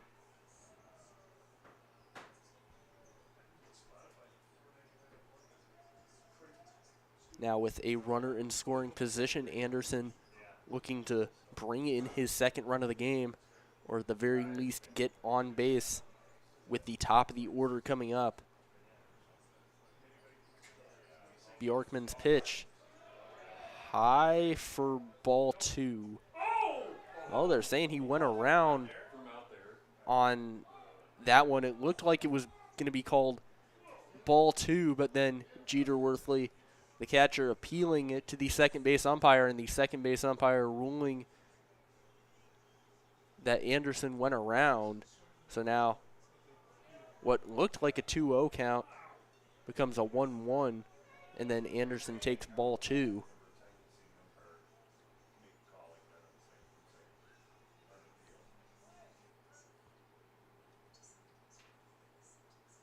That'd be 2-1, foul back. Count goes to 2-2.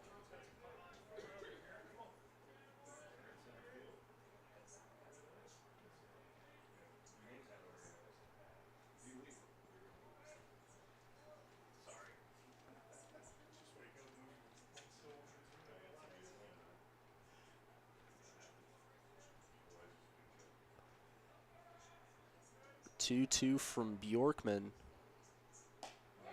Catches the outer third for strike 3. Gets Anderson with a backward K, and that is out number 2. Now the leadoff man, Logan Birchfield, up at the plate. Was the last batter to face the starter Kalai Larson and got a 2-run single off of him, which chased Larson from the game. Birchfield 1 for 3 on the day, but his one hit did bring in 2 runs.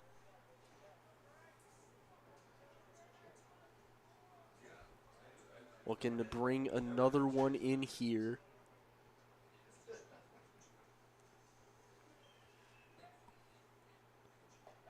Bjorkman's pitch, a breaking ball that gets in there for strike one.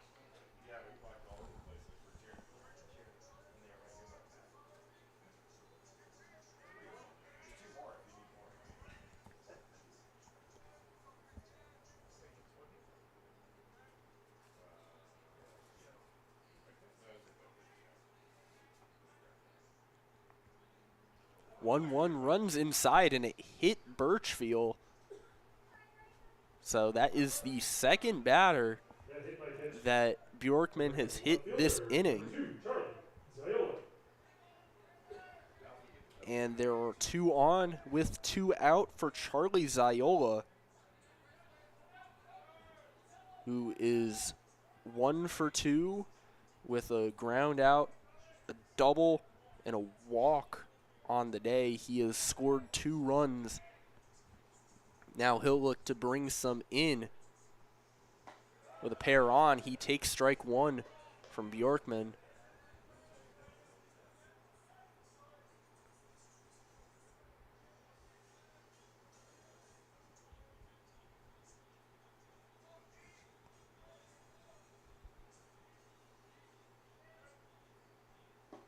Swing and a miss from Ziola. Count goes 0-2.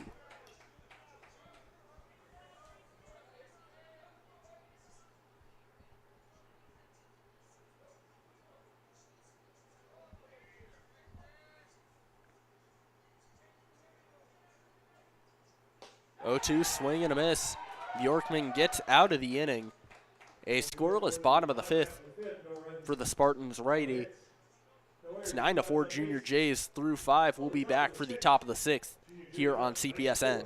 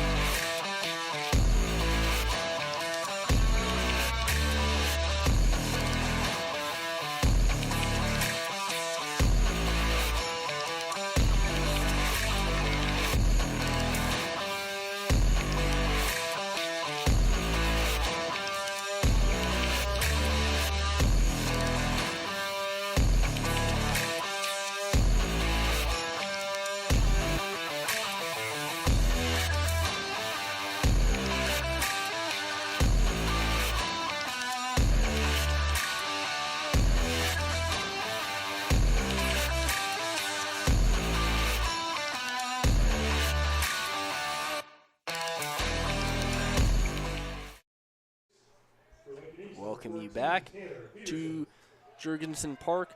Junior Jays leading 9-4 over Lincoln East. Braden Cato still on the mound after entering in relief back in the top half of the 5th inning. His first pitch is just high to the 9-hole hitter Tanner Peterson. He'll be followed up by the leadoff man Jeter Worthley and 2-hole hitter Carter Harms. Peterson, who's 0 for 2 today, starts off this count 2-0. And count goes 3-0.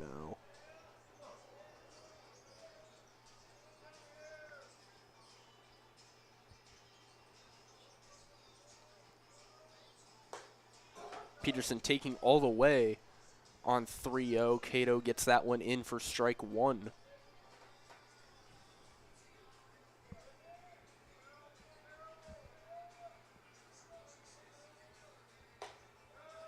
And then he just misses that one for ball 4. So a leadoff walk for the 9-hole hitter Tanner Peterson puts a runner on for the catcher Jeter Worthley. Top of the order, number 42, Jeter Worthley.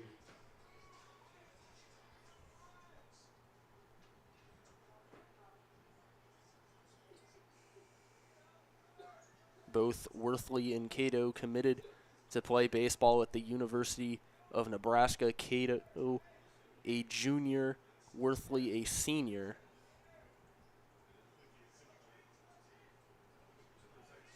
Could be a matchup between a pitcher and his future backstop, but Cato's first pitch goes for strike one.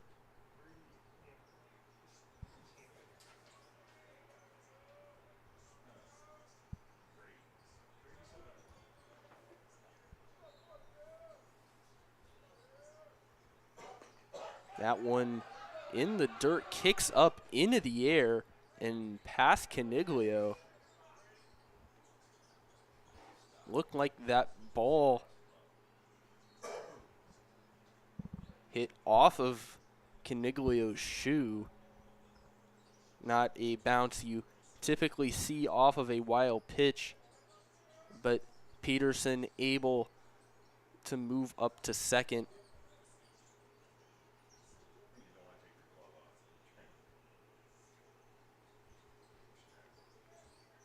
Count is at 1-1.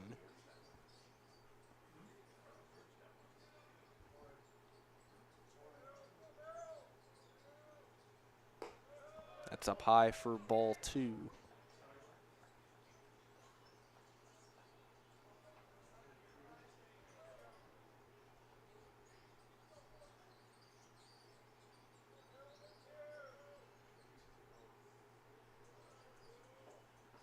That one in the dirt for ball three. Caniglio able to get a hold of it.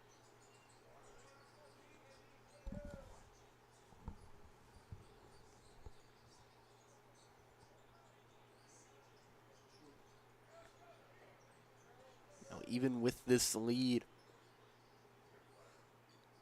walk to Worthley wouldn't be the worst thing in the world for the Junior Jays. And as a result, they pitch to him carefully yet again.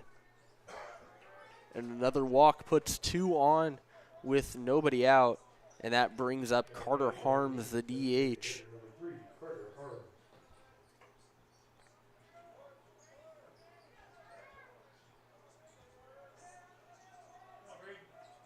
A closer game might be a situation where they would lay down a bunt, but with a 5-run Junior J lead, you'll have the green light to swing away. That's taken for ball one.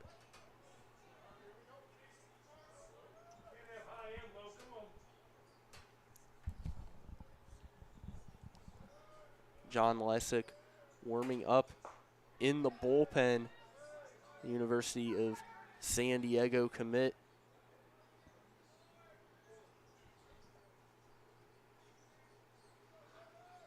Could come into this game. Cato looking to get out of this inning without letting Lincoln East get any closer. We'll have to get Harms out here. That one flared in the air. Cosgrove on the run for it. He makes the catch. A soft line drive into foul territory is caught by the first baseman, and that is the first out here in the top of the sixth.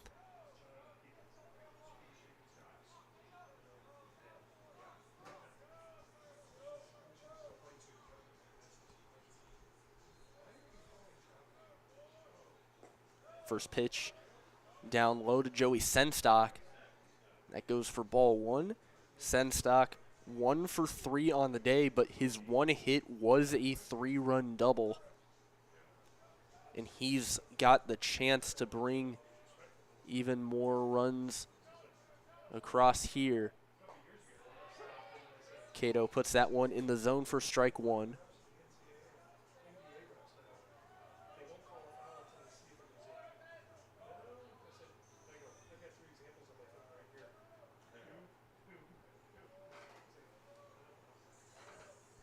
1-1 on the ground.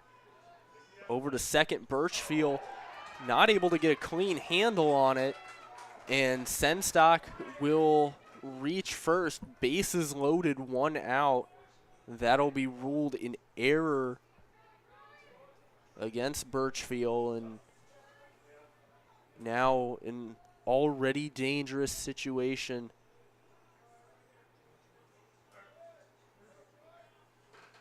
Gets even more dangerous as the base is loaded for Troy Peltz.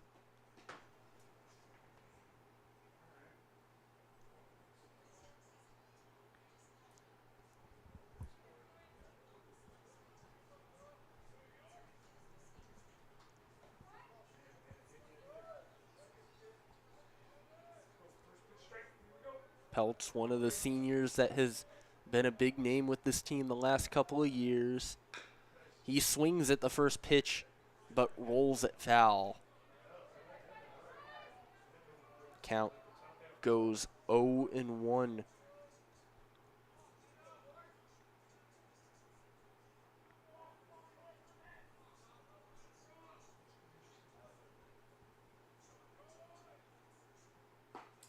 In there for strike 2.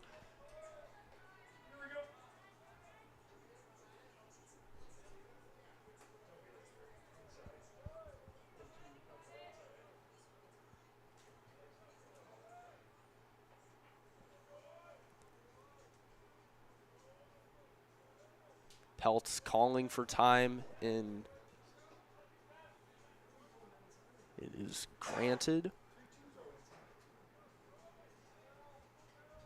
Now Cato sets back in the 0-2. Swing and a miss! A huge strikeout for Braden Cato to get out number 2. Strikeout for the second out. We'll bring up number 8, Lewis Coppel. And he gets one of the more dangerous threats in this lineup out.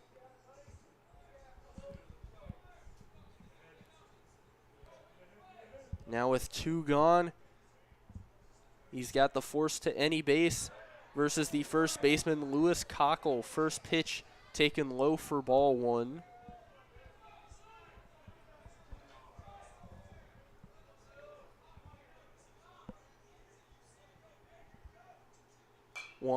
Cockle fouls it back into the netting, and the count goes 1-1.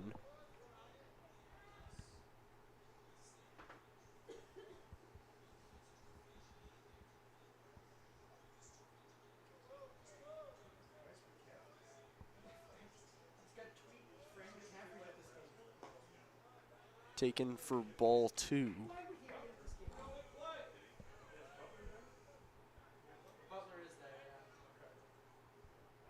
They lost the game before. 2-1 in the zone, strike 2.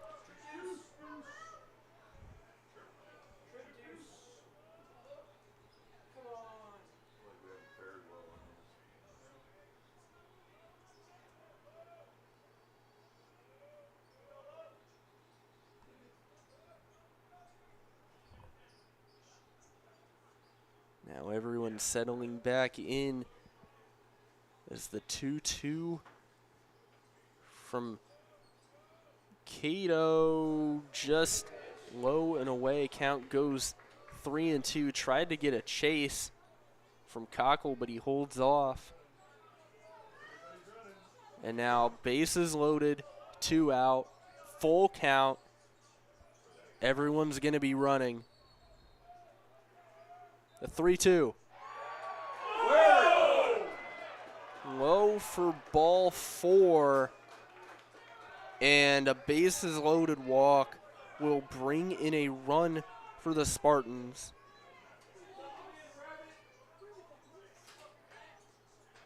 Now batting, Brody McIntyre. That cuts the lead down to 4.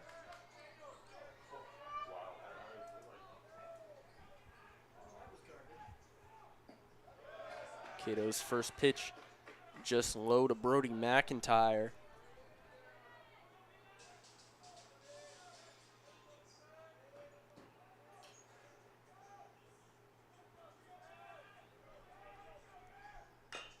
1-0 on the ground, rolls foul.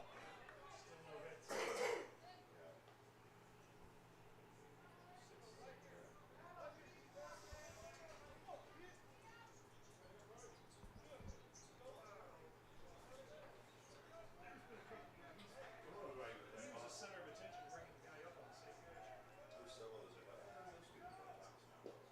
pitch. 1-1, low for ball 2.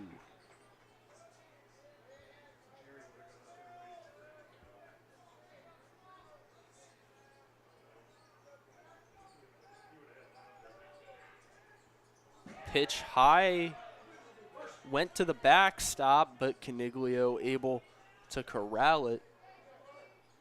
And now Cato has to be careful, count 3-1 against McIntyre.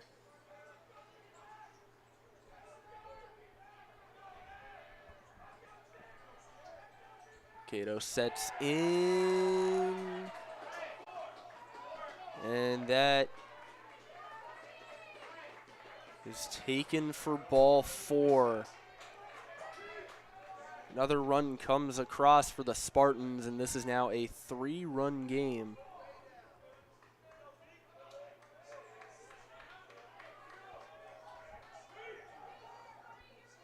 Now batting Carter McPeak. Carter McPeak up at the plate, tying run on base. Now a Mao meeting is head coach Pat Mooney walking out there, and it appears like the Junior Jays are going to make a pitching change.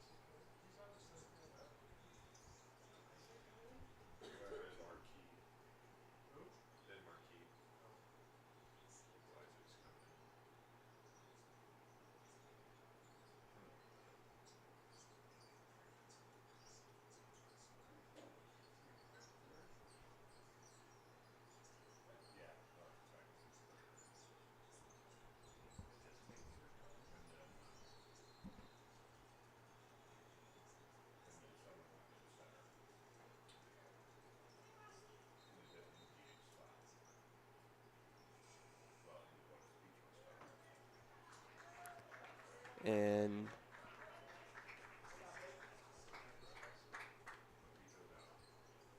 Cato's night as a pitcher comes to a close. He will return to his spot of third base. John Lysick warming up on the mound. We will be right back. Junior Jays lead 9-6, but it'll be a big at-bat set to come with the bases loaded.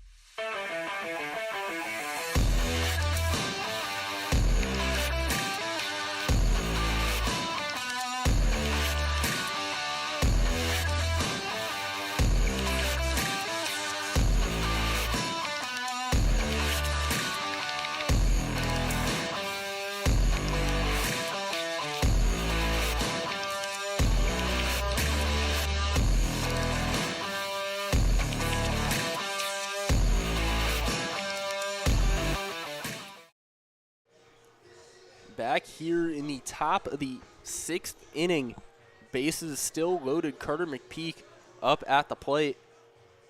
Junior Jays lead by 3. John Lysick on the mound.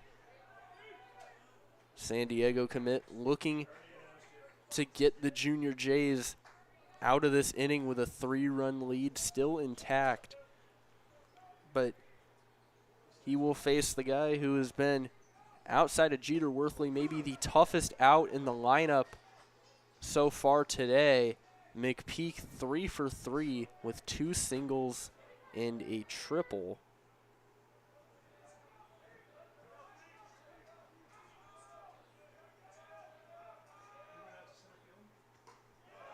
Lysick misses that one up high. Gets to the backstop, throw to the plate. Not in time, kicks away. Lincoln East trying to get another run in, and they will. That is 2 runs scored on 1 wild pitch. And Lincoln East has turned this from a 3-run ball game into a 1-run game without the at-bat even being changed up. As now the count is 2-0 to McPeak. Lysick needs to get this out. Misses outside for ball 3. Now Tony Caniglio will come out there to talk to his pitcher.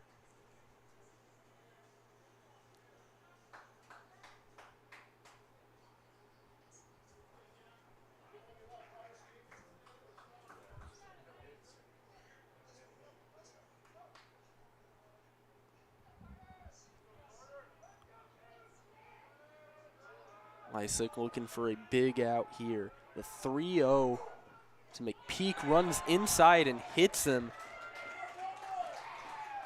McPeak has reached base all 4 times today, and there are runners on the corners with 2 outs for Dele Odolade.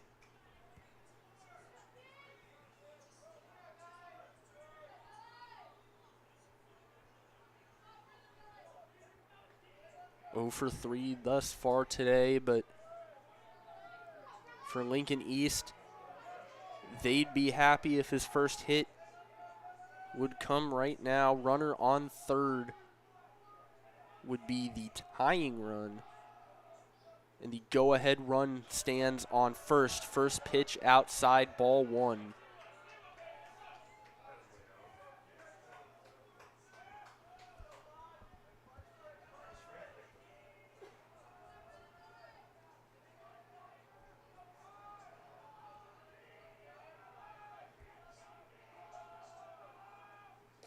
That's high, gets to the backstop. Rushing in will be McIntyre, and this game is tied on another wild pitch.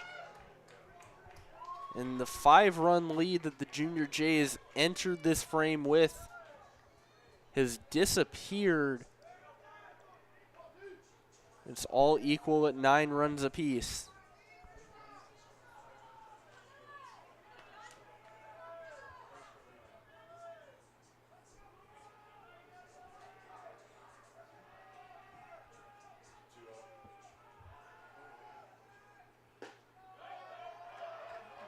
It's taken for ball 3.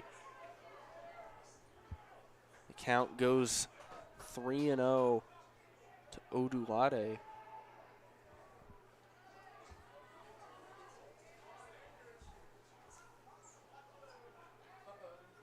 I'm talking with the Junior Jays dugout.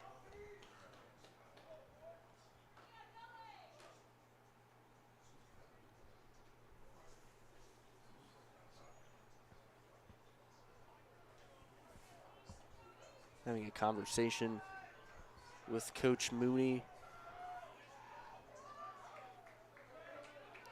Now, play will resume.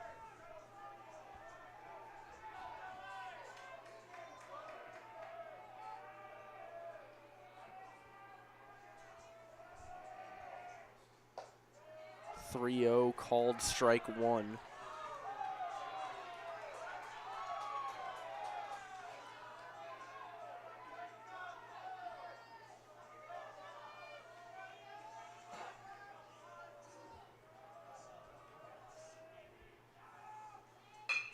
On the ground to first. Cosgrove gathers it, fires over to Lysick in time to get him. So the Junior Jays leave the inning with this game tied. But Lincoln East scores 5 in the top half of the 6th to tie it. We'll be back for the bottom half of the 6th here on CPSN.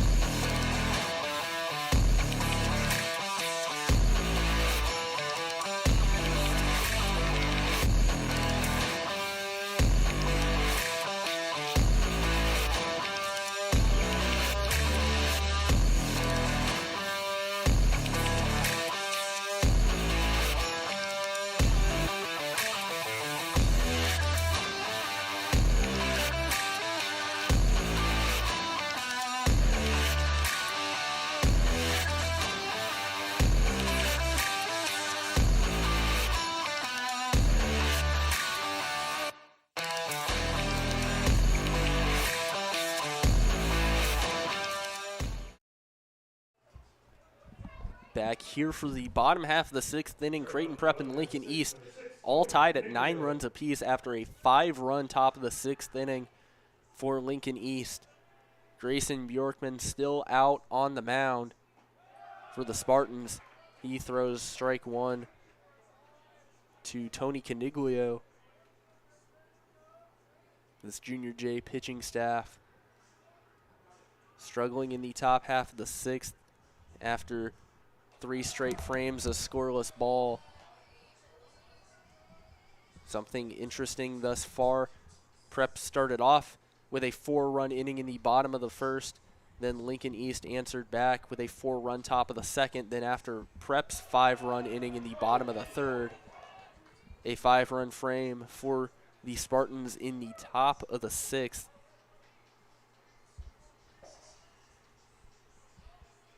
Every inning has been matched equally between these two teams so far.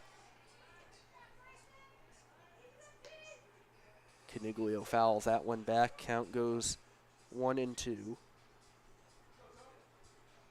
1 for 2 with a single and a walk today. He has scored a run and also been caught stealing. Hits that ball in the air to right. McPeak under it. Makes the catch, and there's one gone.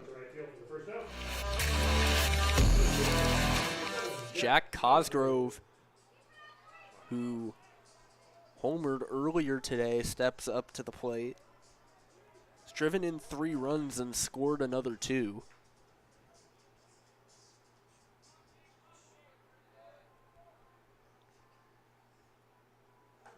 Ooh, and he's hit up high and gets on with 1 out.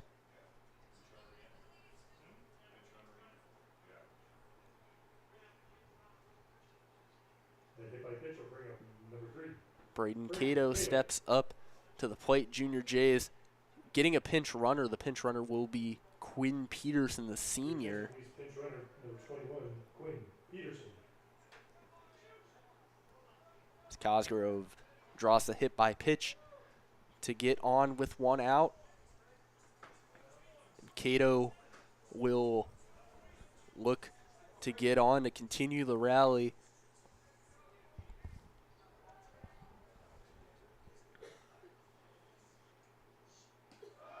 takes strike one.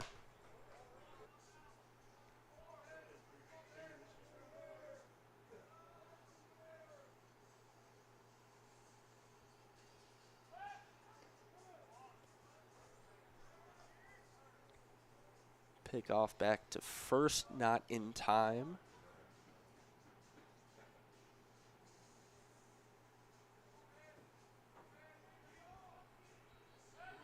Another pickoff, but Peterson gets back yet again.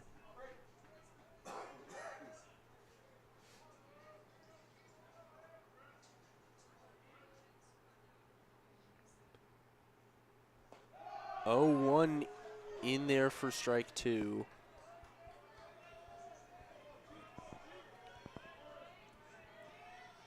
Two-strike count from Bjorkman to Cato.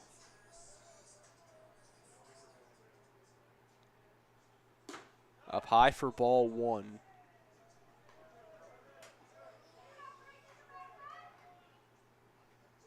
They might have been thinking they would throw one high in case Peterson tried to take off there. They throw another pickoff to first.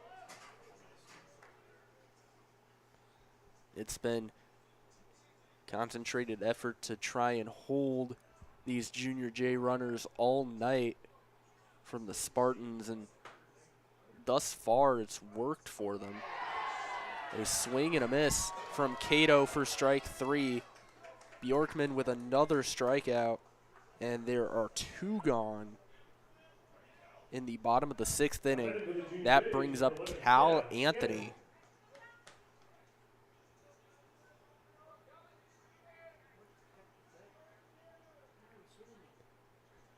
Anthony tripled and brought in a run his first time and has struck out his last two. First pitch hits the zone, strike one.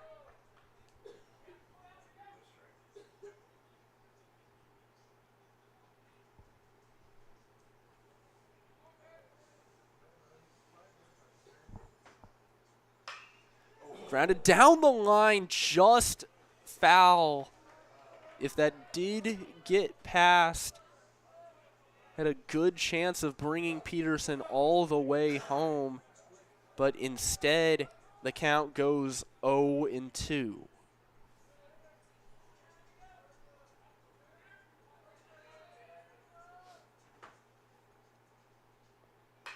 Anthony hits that ball down the right field line and just foul yet again.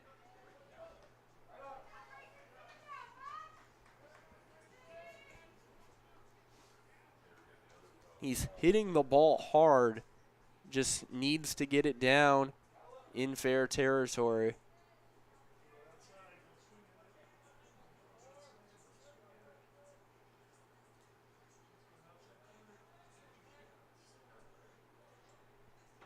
Oh, 2.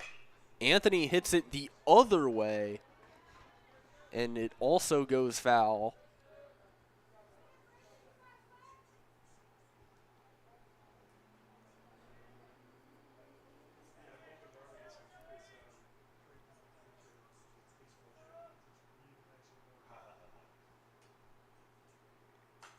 Anthony fouls another one back. That's 4 straight hit out of play by the Junior J right fielder.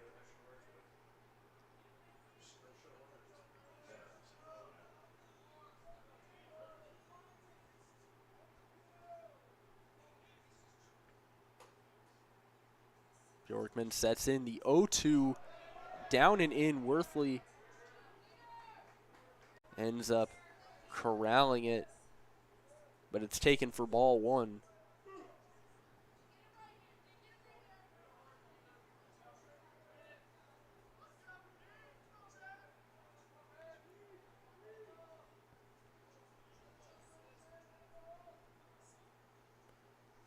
One-two from Bjorkman. Anthony gets a hold of it, hits it in a right, but right at Carter McPeak. A screaming liner right to the right fielder.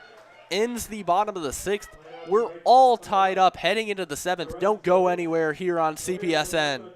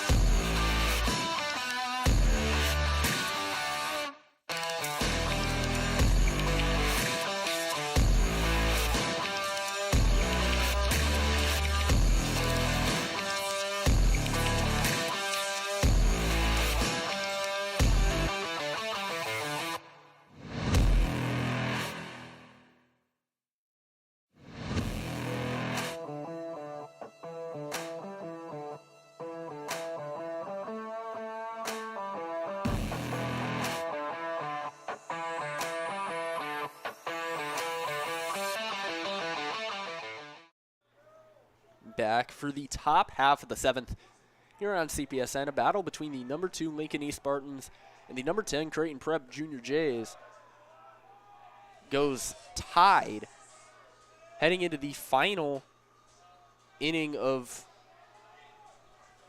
regulation, I guess would be the right term. Junior Jays had a 9-4 lead heading into the top half of the 6th inning, but Lincoln East put together a 5-run frame. Now the score equal at 9. It was a good breaking ball from John Lysick. Gets him a 1-2 count against the third baseman, Tanner Peterson. And he gets that one in the zone for strike 3. A backwards K for Lysick and 1 gone here in the top half of the 7th. That's his slider ranging from 77 to 80 miles an hour. Strikeout brings up top of the order. Number 42, Jeter Worthley. Jeter Worthley up at the plate. Battle between 2 of the top 10 recruits in the 2025 class in Nebraska. Lysick, first pitch up high to Worthley.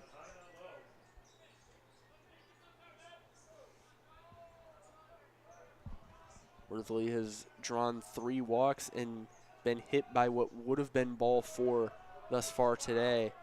That one just barely misses for ball 2.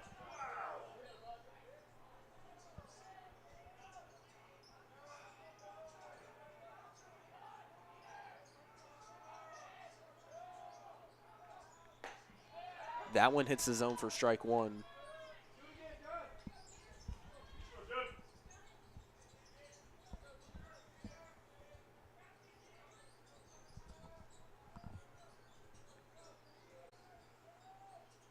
Two one from Lysick, foul back.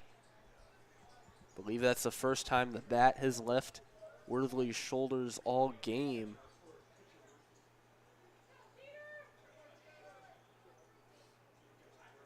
Lysick has him 2-2.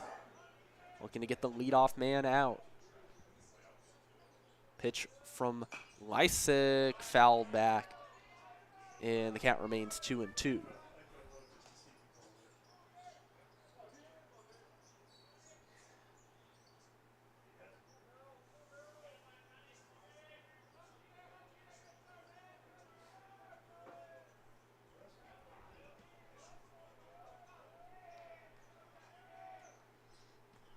Two breaking ball outside, ball 3.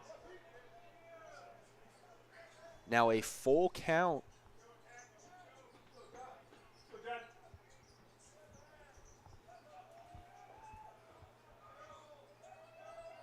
Big pitch from Lysick, the 3-2. Just outside for ball 4. And a 1-out walk for Worthley, his 4th so far today. And the Spartans have a runner on for the DH, Carter Harms, who lined out his last time up. It was a soft flare into foul territory that Jack Cosgrove caught up to at first. Lysick looking for a good pitch to the DH. First pitch up high, hits off of Caniglio's glove and goes to the backstop. And just like that, a runner in scoring position for Lincoln East. These wild pitches have been an issue for the Junior Jays all day.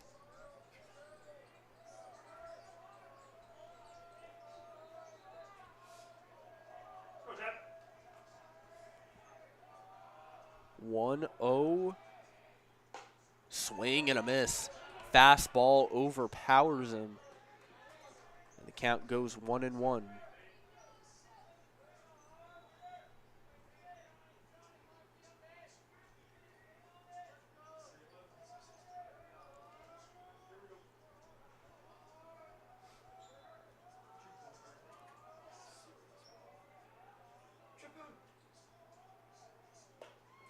Swing and a miss yet again. As Lysick gets back-to-back whiffs from the two-hole hitter.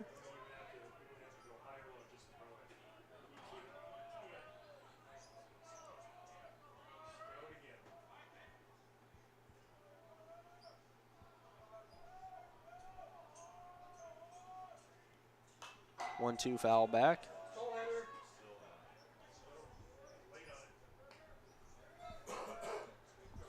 Just slightly.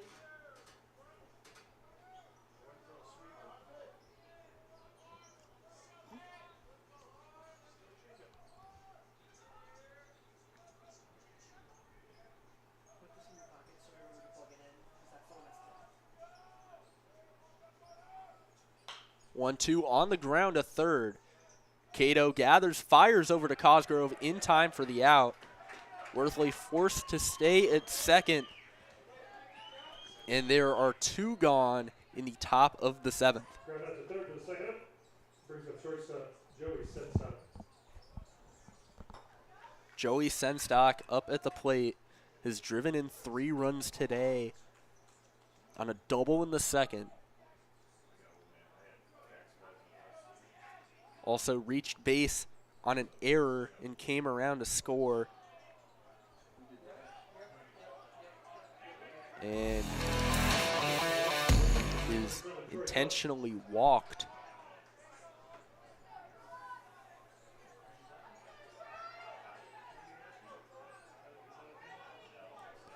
To bring up Troy Peltz with runners on first and second and 2 outs.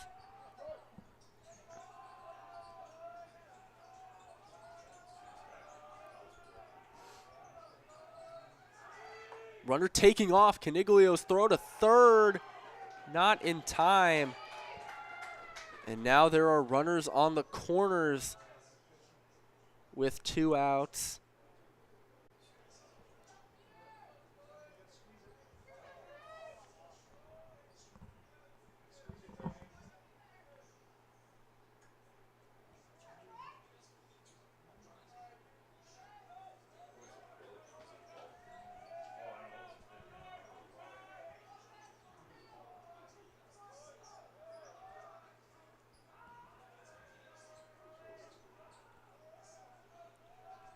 One-0 from Lysick, fouled back by Peltz. Count goes 1-1.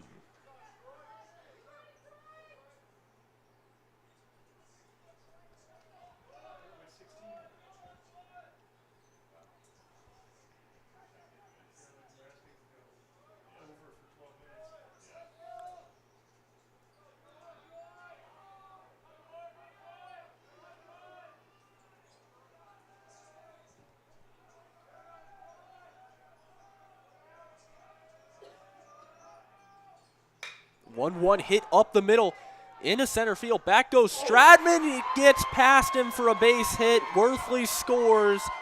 It gets down, heading around to Senstock. He will score a 2-run double from Troy Peltz.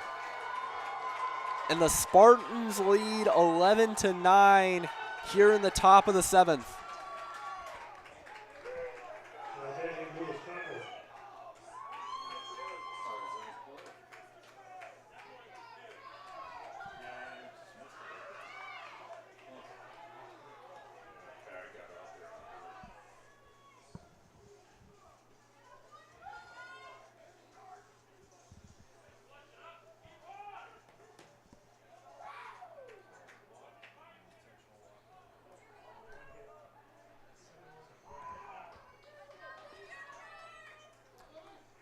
Lysick looking to settle back in as Lewis Cockle steps up to the plate for Lincoln East. Had an RBI walk his last time up, takes ball 1.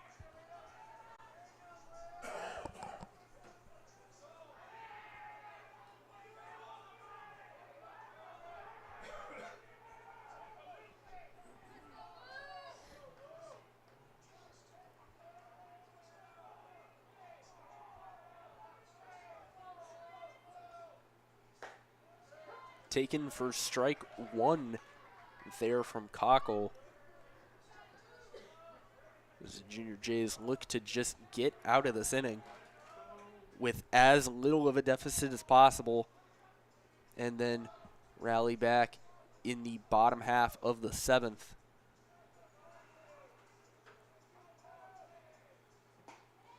One in the zone, strike two.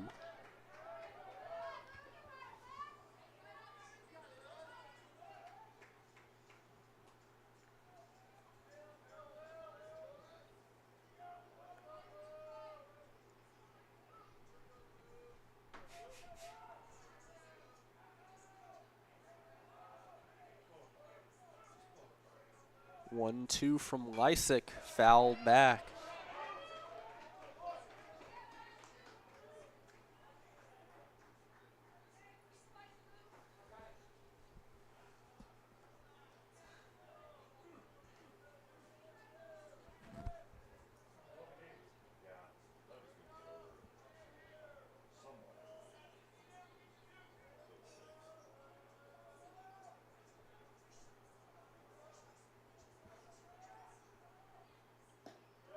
One down and away for ball two.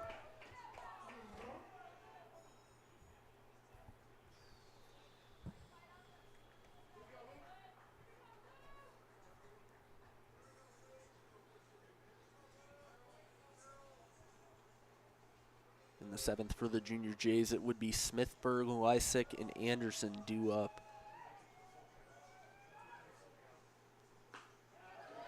One outside for ball three. At this point, they just need to get out of this inning any way they possibly can.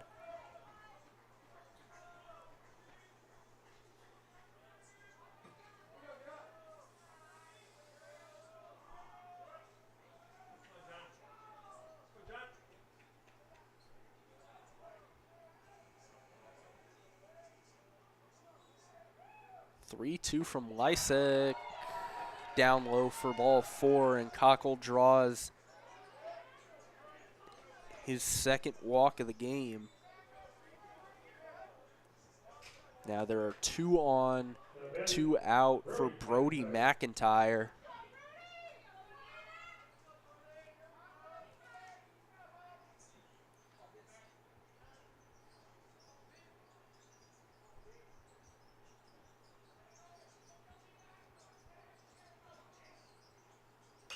First pitch foul back by McIntyre. Count goes 0-1.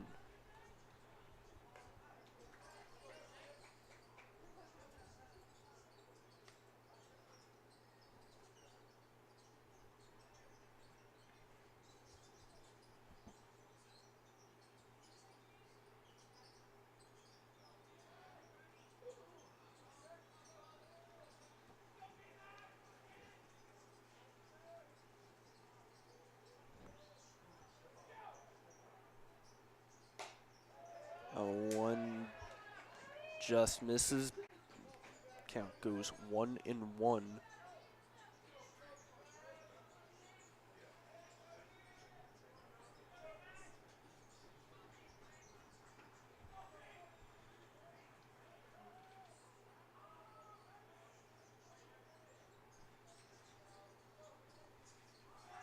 Runners taking off. Just misses for ball two, and both runners move up 90 feet, so 2 in scoring position. And McIntyre has a chance to do some real damage and extend this lead for the Spartans.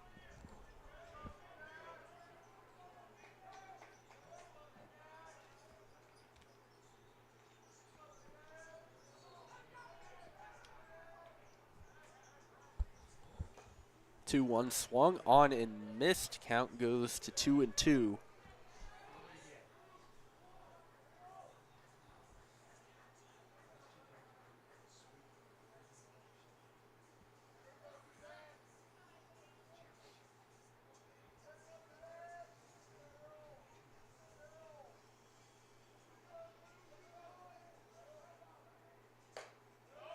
Outside for ball three.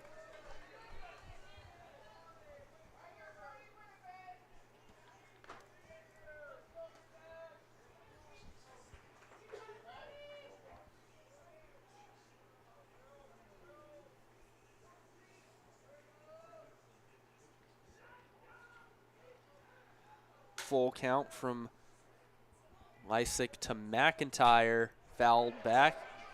And we'll do it over again.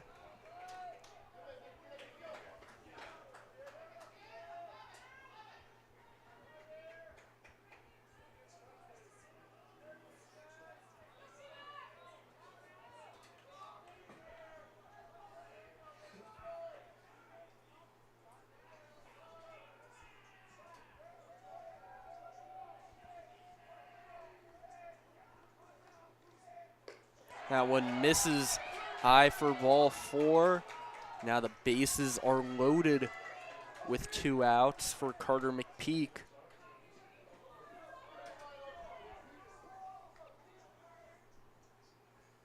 Batting goes to Carter McPeak.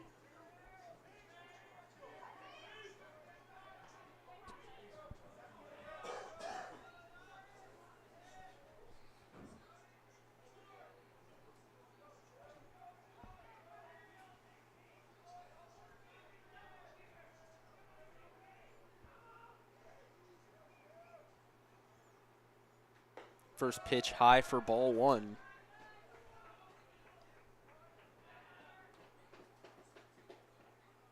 And now a mound meeting as the Junior Jays will talk some things over.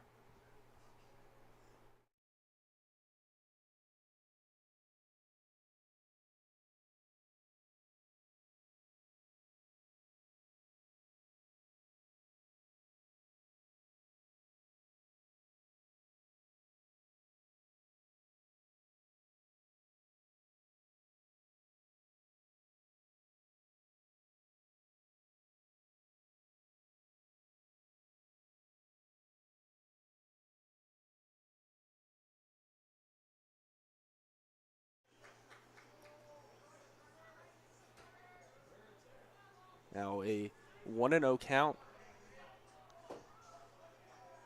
from Lysick to McPeak.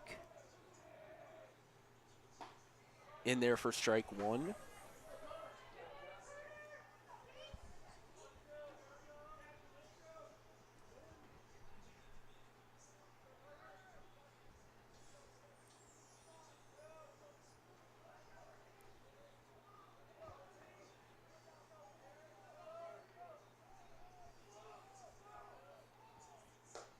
One in there for strike 2.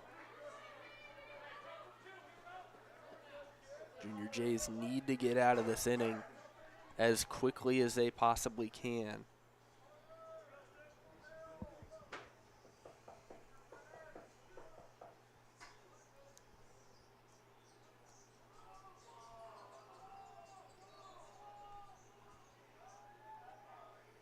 One-two from Lysick to McPeak. Outside and gets away again. Another wild pitch and another run off a wild pitch.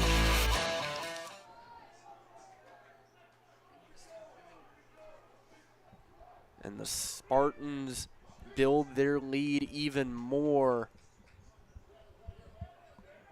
This is now a 3-run game.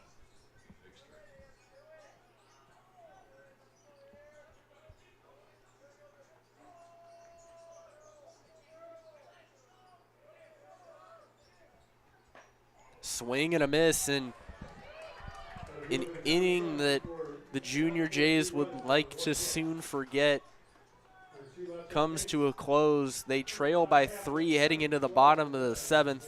They'll look to make a comeback against the number 2 team in the state. Spartans lead 12-9 here on CPSN.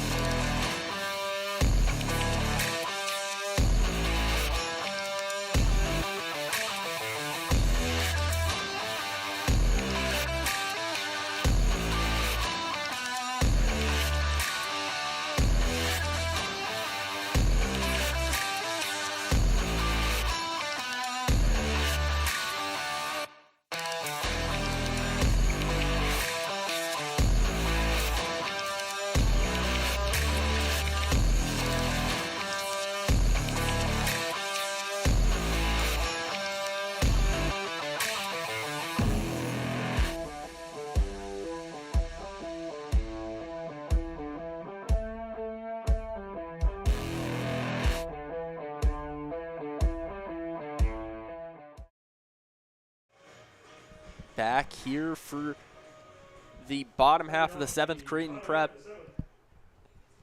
down to their final 3 outs, trailing by 3. It's the 7, 8, 9 hitters due up. It's Teddy Stratman up at the plate. His first at-bat of the game.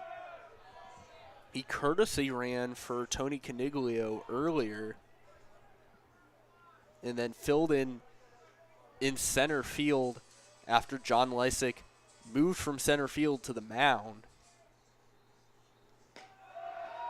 Stratman takes strike 1. Count goes to 1-1.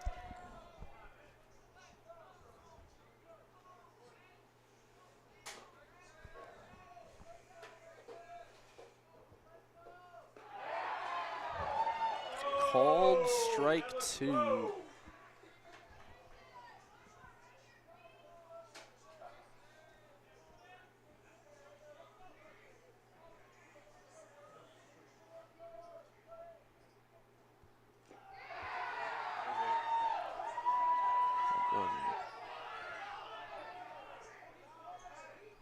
Fouled away. Jeter Worthley trying to argue that he caught that ball. Umpires saying not, and we'll talk it over.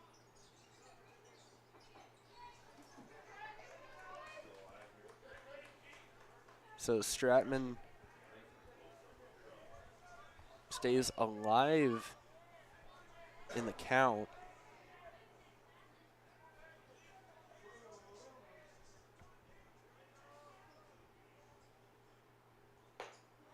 Takes that one up high for ball 2.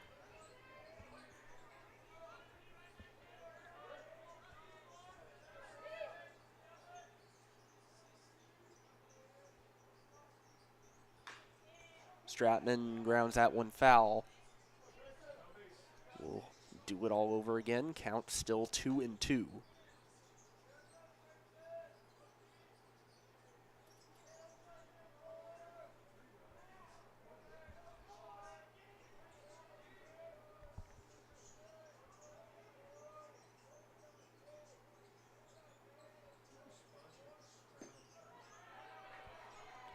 Taken for ball 3, and now a full count to Stratman.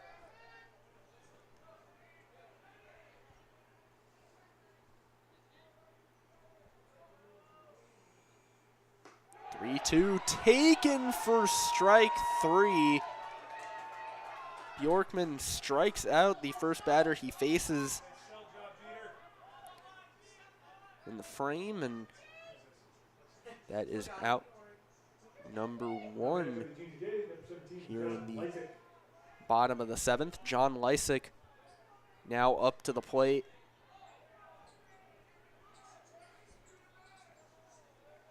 Oh for 2, but with an RBI walk. Takes ball 1 low.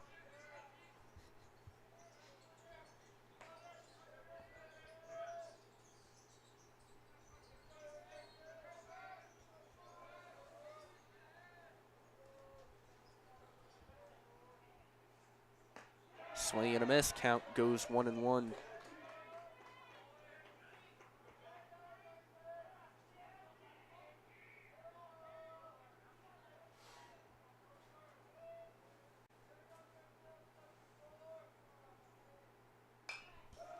That one fouled back by Lysick. Count goes 1-2.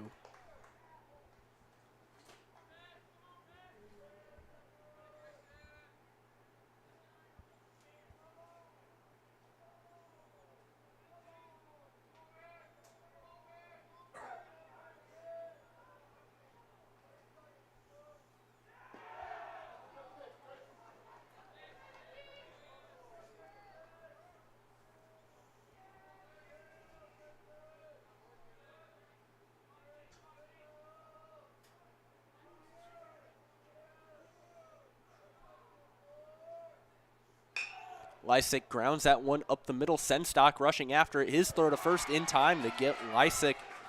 And the Junior Jays now down to their final out, as that brings up the 9-hole hitter Garrett Anderson to try and keep them alive.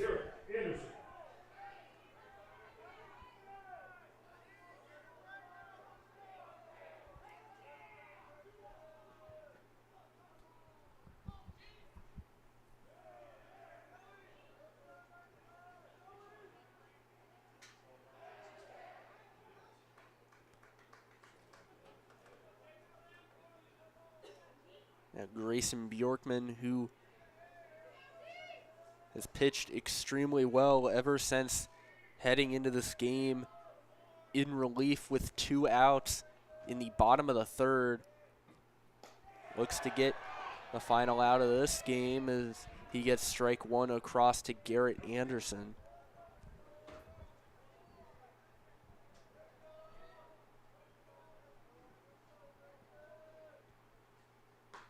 Oh, 1 in there for strike 2. Prep down to their final strike. Anderson looking to keep them alive.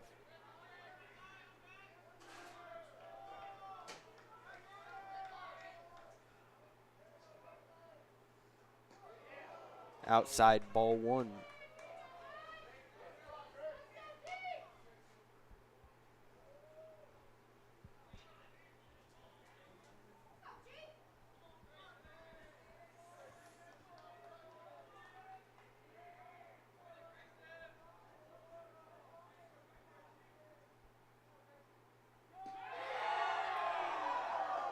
Runs low. Count goes 2-2.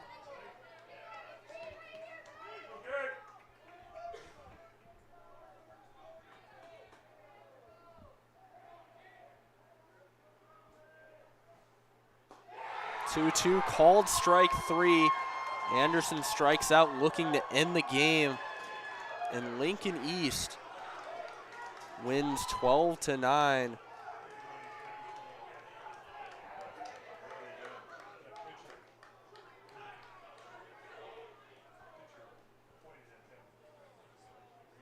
Spartans win 12-9. Grayson Bjorkman getting the win.